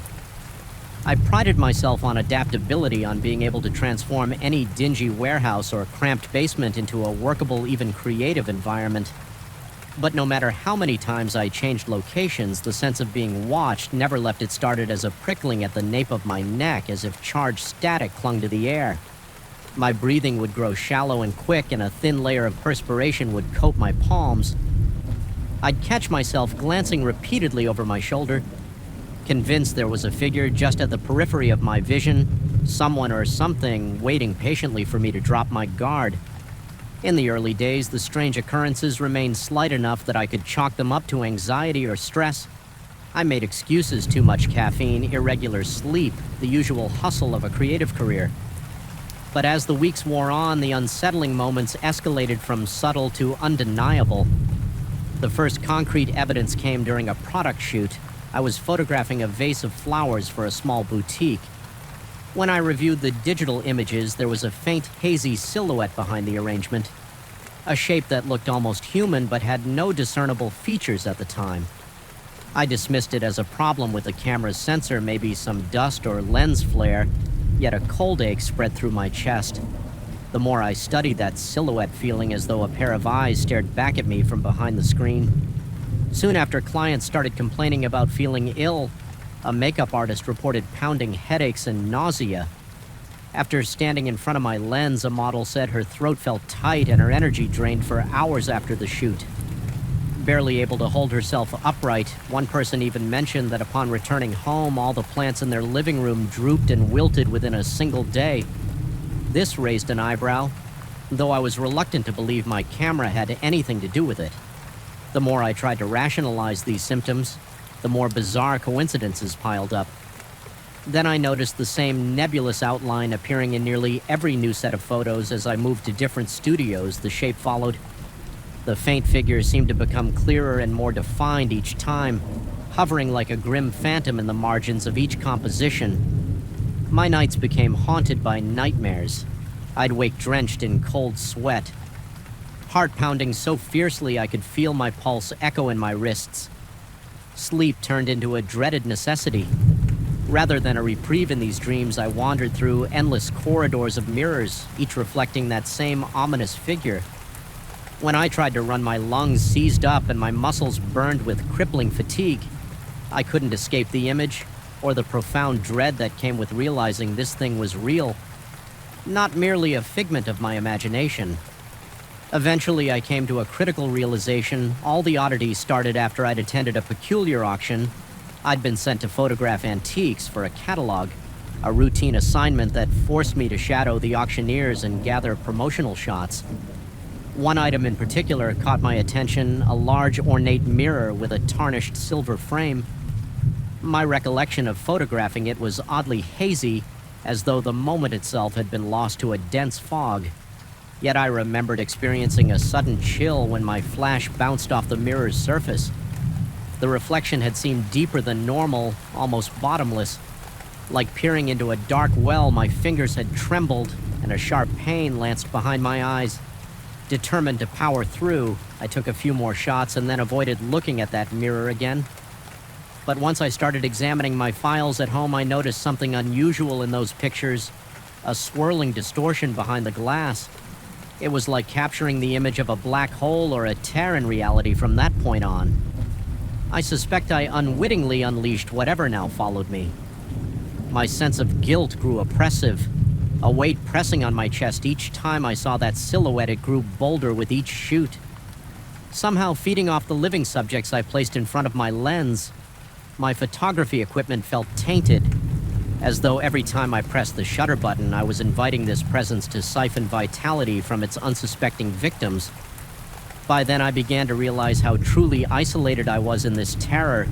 Though I tried confiding in a couple of close colleagues, they mostly dismissed my story or attributed my concerns to overwork. One person suggested I take a break. Another gave me the name of an alternative medicine practitioner, hoping it was just a case of anxiety. Their well-meaning but ultimately dismissive advice left me feeling more alone than ever. Out of sheer desperation, I started analyzing my photos in excruciating detail. I blew up the images to absurd magnification, scrutinizing every pixel of that shape. The silhouette, once just a smudge, had begun to reveal contorted limbs and something that resembled a ragged face. The lines of its form radiated with an unsettling energy, like black lightning branching off into the background. My heartbeat drummed in my ears each time I studied it, and sometimes I couldn't bear to look for more than a few seconds without feeling nauseous. Worse yet, when I showed these high-resolution prints to another photographer, he claimed he saw nothing unusual, just a mild artifact or banding in the gradient. But the hair on my arm stood up and my skin crawled. Whenever I stared at it, something was there, and its gaze was fixed squarely on me. New, more alarming manifestations occurred during a portrait session in a cramped basement studio. The overhead lights began flickering erratically. Each flash of light revealed that shape in a different corner of the room, making it seem as if it was moving in short, jarring increments. My breath grew shallow and cold. Sweat trickled down my back. My hands shook so badly I nearly dropped my camera. The subject, a friend modeling a casual clothing line, mentioned afterward that the entire place felt off and that he'd never experienced such a severe migraine in his life. I pretended to laugh it off, but my insides churned, wrung tight by a sensation of foreboding that refused to leave me. By this point, the boundaries between reality and delirium began to blur. The oppressive aura that dogged me seeped into my everyday life. I'd sense movement in my peripheral vision while cooking, only to whip around and find nothing but empty air. My phone would glitch out randomly, showing black screens that flickered with faint humanoid outlines. The nightmares escalated into full-blown night terrors, sometimes accompanied by sleep paralysis. I would wake up pinned to my mattress by an unseen weight, my lungs strangled by invisible hands in the corner of my dim bedroom. I'd spot that silhouette watching. Waiting the moment I could move again, I would bolt upright, gasping for breath, heart hammering so forcefully I thought I'd pass out. I decided to revisit the auction house to learn more about the mirror I'd photographed. I arrived unannounced, half crazed with exhaustion, but determined to find answers indirectly. I managed to glean from an auction coordinator that the mirror had been part of a private estate, rumored to have some unusual energy. Though the details were vague and couched in uncertain, half-embarrassed terms, my contact refused to say more, avoiding any formal acknowledgement that something might have been sinister about the piece. Yet I left the conversation with an uncomfortable sense of validation, as if I'd peeled back a thin layer of secrecy only to find rotted earth beneath. In a desperate attempt to protect myself and protect others from further harm, I resolved to track down the mirror itself. I discovered it had been purchased by a collector who stored it in a suburban storage facility. After a series of tense inquiries and near pleading requests, I was allowed a brief visit to photograph it again. Under controlled conditions, the collector didn't believe in any curse, but let me approach the item with caution, stepping into the storage unit. I felt a stagnant heaviness in the air, as though I'd entered a chamber with no oxygen. My skin tingled and my breath grew ragged. There, draped in a dusty sheet, stood that mirror even before I pulled back the fabric. My knees felt weak, a sense of raw, primal dread coiled in my stomach, like a serpent poised to strike when I lifted the sheet. My reflection seemed fractured in the silver frame. The glass looked tarnished and dark, but not in the usual way. Old mirrors appeared. It felt almost predatory, as though it hungered for my gaze.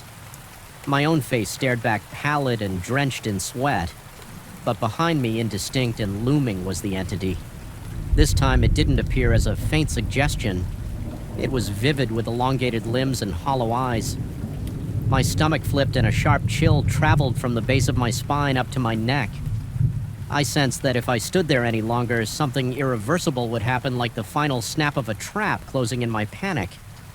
I tried covering the mirror again, stumbling backward in the cramped unit. My vision blurred and the overhead fluorescent light seemed to flicker. The air grew unbearably thick, rattling with a low hum that made my eardrums ache for a moment. I thought I heard whispering, not with my ears, but inside my skull, as though the entity had found a direct link to my mind. I forced myself to concentrate on a single objective: contain the mirror, somehow disrupt the connection that had formed when I first photographed it. I managed to drape the sheet back over the reflective surface, my hands trembling so violently I nearly dropped the fabric. The humming sound diminished to a faint buzz, and the suffocating dread receded enough for me to regain my breath. The collector seemed puzzled by my urgency, but did not protest when I suggested locking the mirror away, sealing it under heavy tarps, and storing it in an interior compartment away from light. My only piece of direct speech during that tense exchange was a request to ensure that no one attempted to remove the covers again. The collector, though skeptical, complied. Though I left the storage facility with my heart still thudding and my nerves frayed, I felt a strange sense of relief. Over the following days and weeks, my photos appeared free of that hazy silhouette. My client stopped reporting.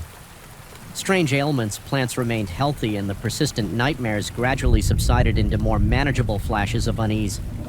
Still, an underlying anxiety kept me from feeling fully safe. I continued to move studios, but that smothering sensation of being watched lessened like a slowly diminishing echo. Months passed, and I dared to believe I had escaped the worst of it. Yet a subtle fear always loomed at the back of my mind. The knowledge that the mirror still existed somewhere in that storage unit, locked away. Yes, but not destroyed. My nightmares now revolve around the possibility of it being rediscovered by someone curious, or worse, by someone as clueless as I once was, someone who might snap a photograph without understanding the consequences. No one died, no dramatic final confrontation took place, and I never witnessed anyone collapsing outright from this entity. But I can't shake the nagging sense that I only postponed its influence like trapping a venomous serpent in a flimsy cage on quiet evenings when the shadows stretch long across the floor and the soft hum of appliances takes on an eerie quality. I still feel a faint presence brush against my consciousness. My pulse quickens and my palms grow slick with each of these episodes. A question tolls in my head if something so malevolent can be half unleashed by a single photograph. What else lurks behind the reflective surfaces of our ordinary world? Even now, long after I sealed that ancient mirror, I keep my camera locked away. When not in use, I avoid photographing mirrors or anything that could act as a gateway for that monstrous presence. But the memory lingers sometimes in the darkest hours. I think I hear the low whisper of that entity's voice, or is it just the wind outside my window? My rational mind insists it's just paranoia. Yet my pounding heart refuses to believe that all is well. Somewhere in the corner of my vision, in that half-light between waking and sleep, I can almost see a ragged outline flickering, waiting for me to let my guard down. Every so often I look over past work shots from before I ever attended that ill-fated auction. They're just normal pictures entirely free of distortion or malevolence. Yet I study them with a tightness in my chest, aware of how easily my life was upended by a single click of a shutter. I can't erase what happened, nor can I truly reveal it to others without sounding unhinged. My only consolation is that by sealing away that mirror, I may have contained the horror from spreading further, and in those final moments before sleep claims me.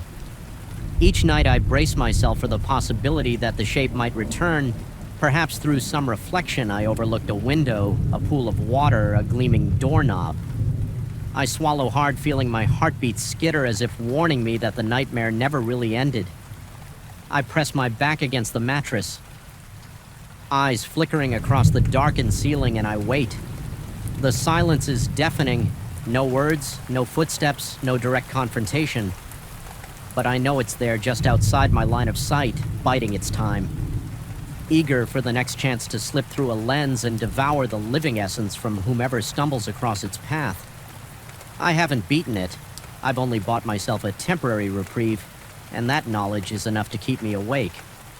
Heart-hammering breath, uneven cold sweat trickling down my forehead, staring wide-eyed into the looming shadows that threaten to swallow me.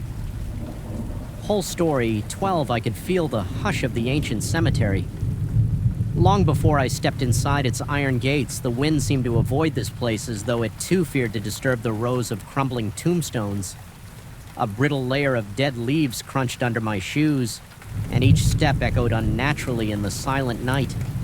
The darkness here was different, heavier, almost tangible, creeping across my skin like icy fingertips. My heart hammered louder than it ever had, and I remember pausing under the arched entrance, wondering if I should turn back. It was too quiet, too cold, and something about that gnarled oak tree near the far edge of the cemetery seemed wrong. But the strangest part was the flicker of two glowing eyes. Watching me from behind one of the oldest markers, a black cat silently staring.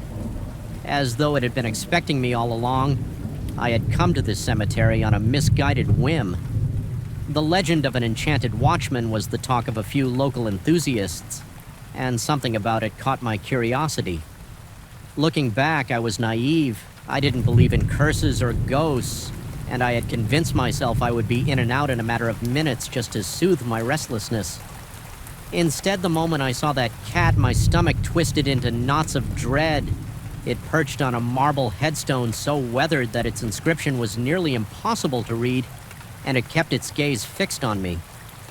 Unblinking, the cat's eyes glowed with an intensity that defied the dim moonlight. Already I sensed I was in the presence of something not quite natural. Despite my apprehension, I tried to ignore the cat and navigate the narrow paths winding between gravestones as I walked. A strange static seemed to build in the air. My ears caught faint rustling sounds, almost like whispers flitting just out of range, blending with the night breeze. I thought perhaps it was just my nerves. My pulse beat a relentless staccato under my skin, and my breath came in shallow bursts.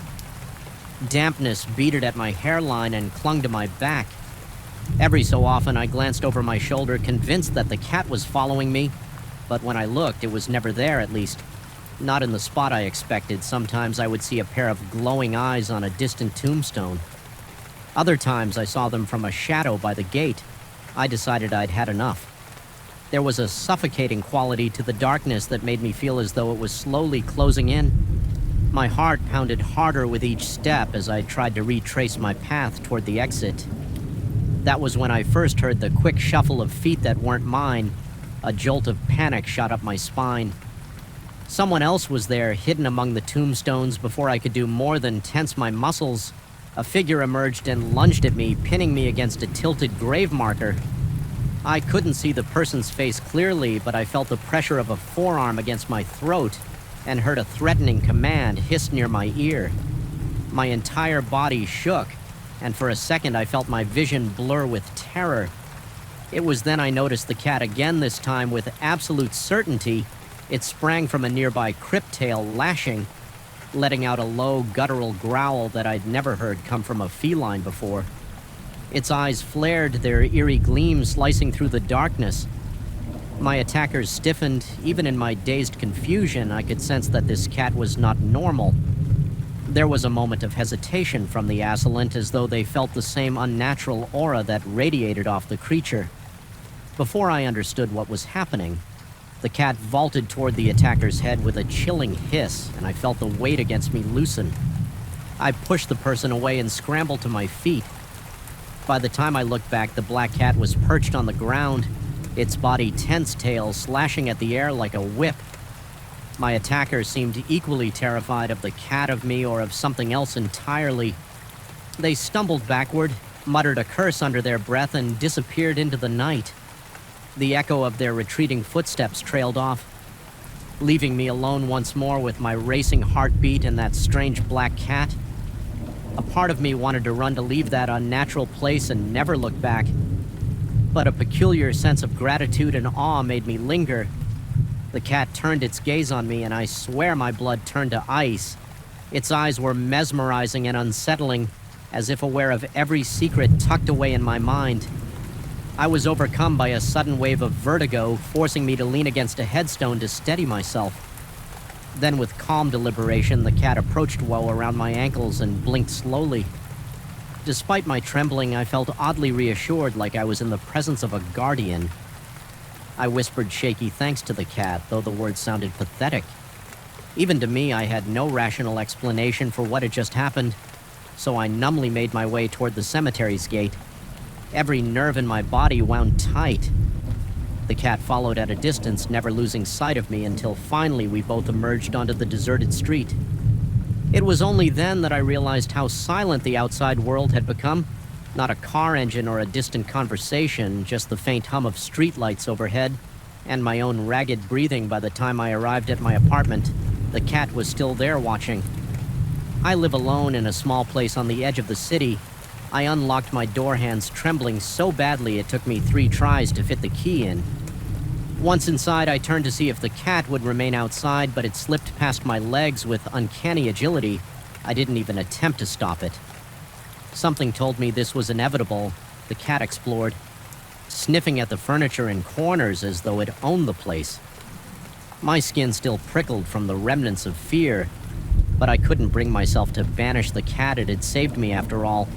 Or had it been coincidence, my exhausted mind couldn't make sense of it. That night, I tossed and turned in bed, haunted by half-remembered nightmares where I was lost in endless graves. Black cats circling me around midnight. The boards in the living room creaked. I felt a surge of tension coil in my stomach. My mouth went dry and my heart thumped so violently that my entire body vibrated with each beat. I tried to steady my breathing, but the more I listened, the louder that faint rustle became. With slow caution, I crept out of bed, the sweat turning cold on my skin. There in the dim light cast by a flickering lamp, the cat stood upright on its back legs. My mind struggled to process the image. It looked bigger than before, almost as tall as a short adult with elongated limbs and a neck that appeared slightly too long. For a moment, it was neither fully cat nor fully human, some twisted hybrid that made my pulse hammer in raw terror. My eyes stung with disbelief, and I wanted to cry out, but my voice caught in my throat, tangled in dread. The creature noticed me and held my gaze slowly. It circled the room, scratching symbols into the floor with sharp claw-like fingertips. It moved with deliberate concentration as though performing a solemn rite. The faint smell of sulfur filled my nostrils. My temples pounded and my hands trembled uncontrollably. I felt like I was watching something forbidden. Every instinct screamed at me to flee, but I couldn't move. My body was glued to the spot by a primal, paralyzing fear. After it finished carving the shapes, the creature pressed its long fingers over them and a faint glow pulsed. I heard a series of whispers. At first I thought it was my own voice, but the words were distinctly different, layered and ancient sounding as abruptly as it had started. The glow faded and the cat, once more in its smaller form, stepped away from the strange markings. It was as if the transformation had drained its energy. It sat panting softly, regarding me with what I can only call an expression of careful concern. I realized then that this thing wasn't threatening me, it was protecting me, but from what for the next few days my life twisted into a labyrinth of anxiety and confusion. Odd phenomena began to follow me everywhere. Electronic devices fizzled out. Strange shadows flickered in my peripheral vision, and on more than one occasion I caught a glimpse of the cat in 2 places at once. I would see it lounging on the windowsill, then turn a corner and find it in the kitchen at the exact same moment. The physical reactions never eased every time it happened. My heart would pound, my skin would break out in cold sweat, and a tremor would run through my arms. My sense of reality began to slip. My nights were even worse. The cat, or rather that hybrid shape it took, performed its bizarre rituals throughout the apartment, inscribing protective sigils on the walls and muttering incantations in a voice just low enough to be incomprehensible. The scratching of its claws on the wooden boards became a lullaby of dread that kept me suspended on the edge of sanity. I barely slept. Nightmares bled into waking visions. I started hearing the echo of faint bells as though from some distant place whenever the cat performed its rites. Eventually, I forced myself to gather clues. I examined one of the symbols it had carved into my table, a looping design with archaic letters around it. Using the internet and some old occult references, I matched it to an ancient script that belonged to a forgotten cult, said to guard humanity from malevolent forces beyond our understanding. My hand shook so badly while reading these references that I nearly dropped my phone. Something about guardians of the hidden gate kept coming up, in order that existed to maintain a balance between our realm and a darker reality. It sounded nonsensical, but it matched the cat's behavior disturbingly well. A growing paranoia took hold. I began to wonder if I was losing my mind or if some cosmic secret had invaded my life. Without my consent, my neighbors seemed to sense something off about me. They'd give me strange looks in the hallway, and occasionally I overheard them whisper among themselves, speculating about the bizarre noises from my unit. At odd hours, my heart raced. Whenever I stepped outside, convinced I was being watched by more than just curious neighbors, I saw shapes in the corner of my vision, elongated silhouettes that vanished when I spun around, leaving me soaked in sweat and shivering from a dread I couldn't name. One evening, the cat-human creature quietly approached me in the living room. I was slumped on the couch, haunted by the swirl of questions in my mind. Without speaking a word aloud, it communicated through a series of gestures and an unsettling mental pressure, as if images were being...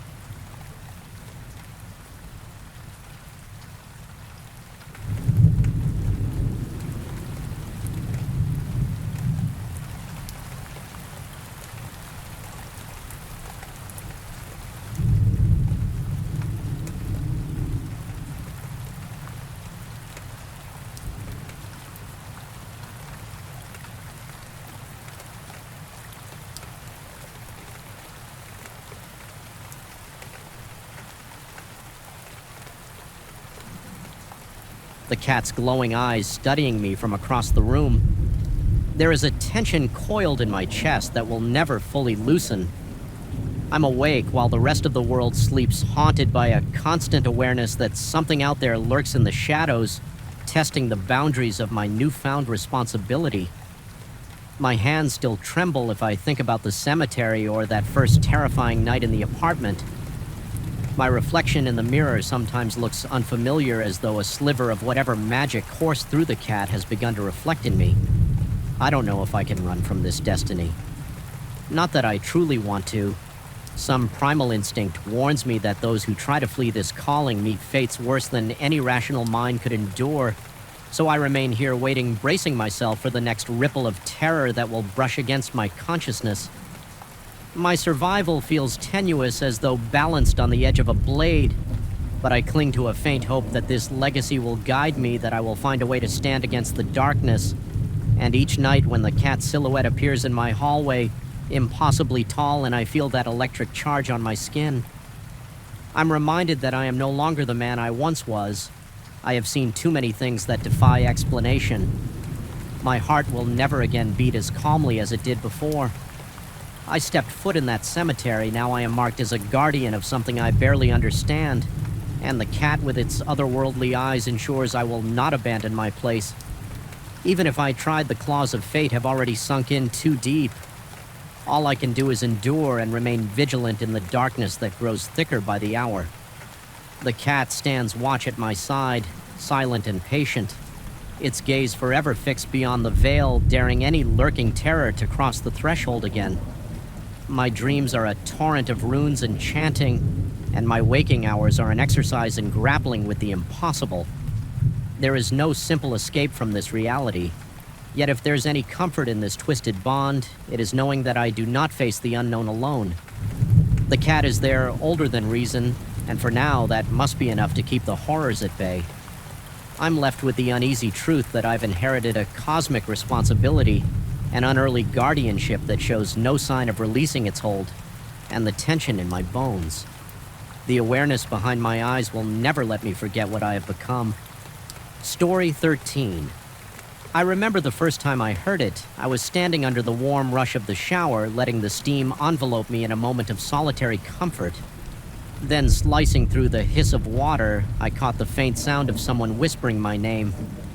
I froze, blood pounding so hard I felt it in my temples. For a split second, my breath snagged in my throat, my heart hammered in my chest, and I strained my ears to decipher if the sound was real or just a product of my overactive imagination. But the voice, so soft, so deliberate, felt more real than the hot drops splashing against my shoulders. That was the moment I realized something had found me. Even within the supposed sanctity of my own home. I live alone in an old craftsman-style house tucked away at the end of a quiet street lined with ancient oaks. Usually I enjoy the silence. My job as a writer demands hours upon hours of undisturbed solitude. The battered hardwood floors creak with each step, and the walls are thick enough to block out most outside noise. It's a house meant for focus, for burying oneself in stories. Yet over the past several days, that very stillness has begun to feel oppressive, where once I found comfort in the hush of empty rooms, now I felt an unshakable sense of being watched. It started subtly after that first whispered name. I stepped out of the shower, heart racing. The mirror was fogged over and I couldn't see my reflection, but there were strange streaks in the condensation, almost like someone had traced lines across the glass. I wiped my hand through the steam, trying to banish the shapes.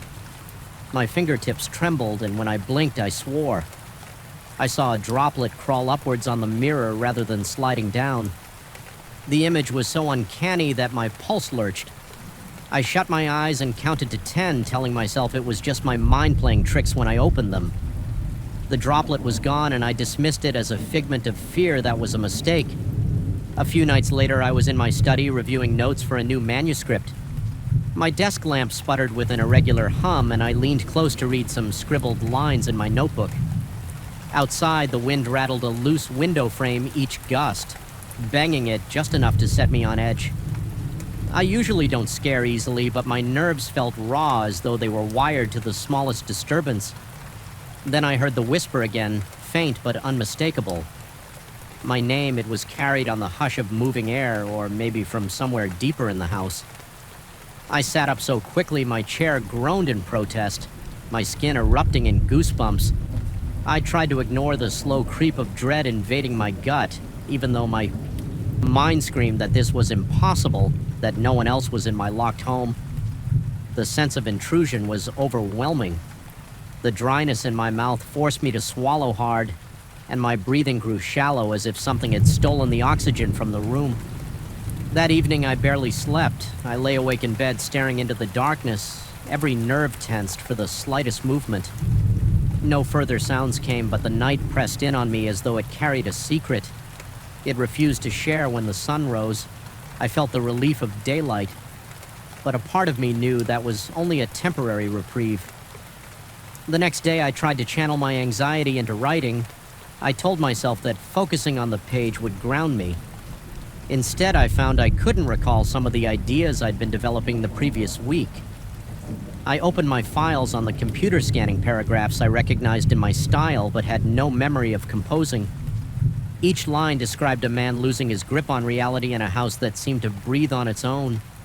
The words cut me to the core, not because they were terrifying, though they were dark in tone, but because they felt like they belonged to me. Yet they bore no trace in my memories. I decided to take a break. Drinking a glass of water in the kitchen, I tried to rationalize the situation. Perhaps I'd written those paragraphs in a late-night frenzy and forgotten, but I'm too meticulous for that. I always date and label my documents. I take pride in my process. Still, I forced myself to remain calm that afternoon. The calm shattered when I noticed an eerie sheen on the walls of the hallway near my office. It looked as if someone had splashed a transparent viscous fluid onto the wallpaper. The substance glistened under the overhead bulb and a faint musty odor wafted up, making me wrinkle my nose. I ran my fingers lightly across the patch. Feeling a slick texture, my stomach tightened with revulsion as I stepped back. I realized the liquid was slowly spreading, forming faint lines. At first it looked random, but then I realized it was shaping into letters. My breath hitched in my chest. There on my hallway wall, my name was taking shape, letter by letter, and what looked like sweat or slime leaking from the house itself. I took a stumbling step backward, colliding with the opposite wall. My heart felt like it was going to smash through my rib cage. Every heartbeat pounded in my ears, merging with the sensation of blood surging through my fingertips. I fled to the bathroom, scrubbing my hands raw under hot water as though the sticky substance might have clung to my skin. When I looked up at the mirror, my reflection stared back at me with wide, bloodshot eyes. The face of someone who no longer felt safe in his own home. That night, I tried to sleep with the lights on my bedroom lamp cast harsh shadows on the ceiling, warping the shape of the overhead fan every time I closed my eyes. I saw that glistening fluid shaping my name. At some point, exhaustion took over and I slipped into a restless slumber. I dreamed of water dripping from the ceiling in the exact formation of letters, each drop echoing with my name in the dream. I tried to shout, tried to run, but my legs felt stuck in thick mud. The next morning, I woke to find a page of handwritten text on my nightstand. The paper was old-stained around the edges. My handwriting covered the page, describing a scene in the future, my future where I was frantically cleaning walls that pulsed like living flesh. The detail was excruciatingly vivid, down to the shape of the wooden beams behind the wallpaper. I remembered none of writing it. My entire body broke out in a cold sweat. My hands trembled so violently that I almost tore the paper as I tried to read it. I told myself I would call someone, maybe a contractor, to check for leaks or mold, or a friend just to keep me company. But the realization sank in. I couldn't recall any of my friends' phone numbers when I tried to picture their faces. The images slipped from my mind like water through cupped hands. I began to panic. I had always prided myself on a sharp memory, able to recall even small details from conversations. Now it was as though entire sections of my life were dissolving. I had the vague notion that I used to chat with people regularly, or that I had once belonged to a local writer group, but all of that felt unreal, like a half-remembered dream. Later that day, I ventured out of the house desperate to outrun the suffocating atmosphere, but as I sat in my car, the sense of disorientation only increased. I couldn't remember the direct route to the grocery store I'd visited countless times. My skin prickled with dread, and I turned the ignition off. I found myself staring at the reflection in the rearview mirror, noticing a new tension in my jaw. My eyes flicking nervously to the back seat. Every second brought an onslaught of confusion, and I realized that the more my name was called, the more I lost some force. This entity in the water was taking hold of my memories, piece by piece, determined not to give in. I stormed into the house and started cleaning the walls. I grabbed rags, buckets of soapy water, anything to purge that fluid. My heart thundered with each swipe of the cloth. My breath jagged in my throat. But every time I wiped a spot clean, a new drip would appear elsewhere. Slowly writing out fractured words or partial sentences, I saw half-formed phrases like "help me" or "listen," but they vanished before I could confirm if they were truly there. My sanity teetered on a razor's edge as the walls became a shifting slate of glistening messages in the midst of this frenzied attempt at cleansing. I heard the whisper again, my name clear as day. A searing pulse of pain hammered through my temple. I stumbled, pressing a hand to my forehead. A swirl of confusion knocked me off balance and I sank to the floor. My vision blurred, and as I tried to recall who I might call for help, I realized I couldn't even remember the name of my publisher. My hands felt clammy, my breath ragged. There was a growing hollowness in my mind, as though someone had carved out a chunk of my memories with a scalpel. I clenched my teeth, forcing myself to stay present. I refused to let this thing strip me of everything I was. I crawled to my desk, rummaging through drawers until I found a small handheld recorder. If I was losing my memory, I needed some method of anchoring myself. Pressing the record button, I spoke in a raspy voice about the experiences, forcing out every detail I could remember. The whisper in the shower, the walls sweating words, the lost manuscripts, the discovered pages that I had no recollection of writing. I poured out my fear, describing the slippery dread that had taken up residence in my brain. Even speaking felt like an act of rebellion against whatever was preying on me. Hours passed. I didn't dare shower, didn't dare even wash my hands. I was terrified that the water itself was its domain, a doorway through which it whispered and took. I felt grimy, sweaty, but the prospect of letting water cascade over my skin made me tremble with primal fear. My clothes clung to me. My mouth parched, but thirst was preferable to risking contact with the entity. Eventually, I noticed another page on my desk, one I hadn't placed there. My heart pounded so ferociously I thought I might faint. I read the text with a growing sense of dread. It described me sitting exactly where I was. In the same chair, holding the same piece of paper, it recounted line by line the entire day's events, and ended with a cryptic sentence about water giving voice to something that wanted more from me. The final line, "He will be called again." I threw the page aside, my breath hitching in shock before I could process it. I felt a chill in the air. My name whispered again, so close it seemed to caress the back of my neck. My whole body locked up, every muscle drawn tight like a twisted coil. Sweat broke out on my forehead and my breath became labored. I was losing more memories. I could feel them evaporating behind my eyes. The cold wave of panic stole the rest of my composure. I could no longer remember the names of close family members. All I had were fragments of old birthdays' faces without context. Rising to my feet, I clutched the recorder. I forced myself to move my... One hope was to confront this presence, to demand it leave me alone, or at least to bargain for my identity with trembling steps.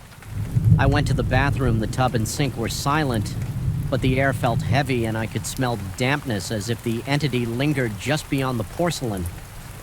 I looked at the mirror, half expecting to see letters forming in the condensation. Even though I had not turned on the shower, I refused to speak instead. Focusing on my reflection, my eyes were wide-ringed by exhaustion. My lips parted in a shallow gasp as I tried to gather enough courage to ask in my thoughts what it wanted. I felt something brush the hair at the nape of my neck. a subtle moist sensation like a droplet of water creeping where it shouldn't be. My heart pounded so fiercely that my chest ached, no voice answered in words. Instead, I had a sudden vivid sense of drowning. Not physically, but mentally, as though my memories were swirling down a drain carried away by a force that fed on them. My entire life was being siphoned off page by page, replaced by these cryptic prophecies. I found scattered in the house, I realized that if I didn't break free, I would become nothing but a vessel for this entity's story. In a surge of desperation, I turned on the sink faucet, water splashed into the basin, and I watched it swirl down the drain. I glared at my own reflection, demanding silently that the presence appear. My face felt hot, adrenaline flooding my veins. I was shaking, the air smelled like damp earth, and behind me I heard the walls groan like old wood under extreme pressure. Yet I held firm. I refused to move until I felt the presence shift then.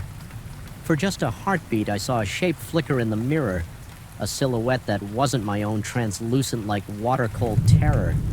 Rippled through me, but I stayed rooted in place. I silently told it that I was not going to run. In that instant, I felt a sudden release of pressure in my skull, a swirl of memories. The grocery store's layout, the name of my publisher, rushed back in a jumbled flood. It was as though a dam had cracked, letting pieces of me slip free from whatever had stolen them. My knees nearly buckled with relief. I grasped the edge of the sink, breathing hard, tears springing to my eyes. The presence lingered, but it seemed to recoil, as if my act of confrontation had weakened its hold. I shut the faucet off and stared at the dripping tap. The entity was still there, humming at the edge of my consciousness, but I sensed it retreating without a word. I left the bathroom, grabbed my keys, and stepped outside. The daylight felt harsh against my face, but it was real, tangible. I slid into my car and drove away from the house, though I struggled with the route. The memories were returning in fits and starts, enough for me to navigate. I don't know if I can truly escape this thing, if it lurks in every drop of water I encounter, or if it is bound to that old house. But I do know that each time it called my name, it chipped away at me. I suspect it might still have fragments of my life locked within its watery depths. Even now, I sometimes hear my name whispered in the faint patter of rain against a motel window. My heart rate spikes and my hands start to shake. But then I remind myself that I fought it once. Perhaps if I keep reminding myself that I exist beyond its domain, it will never again have the power to unmake me. Still, there's an unsettling chill whenever I stand under a shower or pass by a dripping faucet. Part of me wonders if one day I'll wake up and find another page describing a future I can't remember planning. I've come to accept that the most haunting terror isn't the sight of some monstrous entity. It's the slow unraveling of one's sense of self. The fear that you can be erased from within, leaving only a husk behind. Whenever I close my eyes, I recall the moment I stared into that mirror and witnessed the faint silhouette of something that had claimed my memories. It communicated through water creeping through the pipes and the walls, turning my sanctuary into a living nightmare. But I refused to let it claim me entirely. I fought back by recognizing what it wanted, my identity, and holding on to it with all the strength I had now on the road. I keep driving. I'm heading somewhere new where the shadows of that house can't reach me so easily. Yet the tension never fully releases. My pulse races whenever I step into a bathroom or see a sprinkler jetting arcs of water over a lawn. My paranoia flares at the faintest moisture on a window pane, but I survived its whispers. I may never be fully whole again, but at least I'm not a nameless echo. I am still me, and for now that is enough. Even if every raindrop that pings against my windshield seems to murmur my name, I will remember who I am, and I will not let it take me.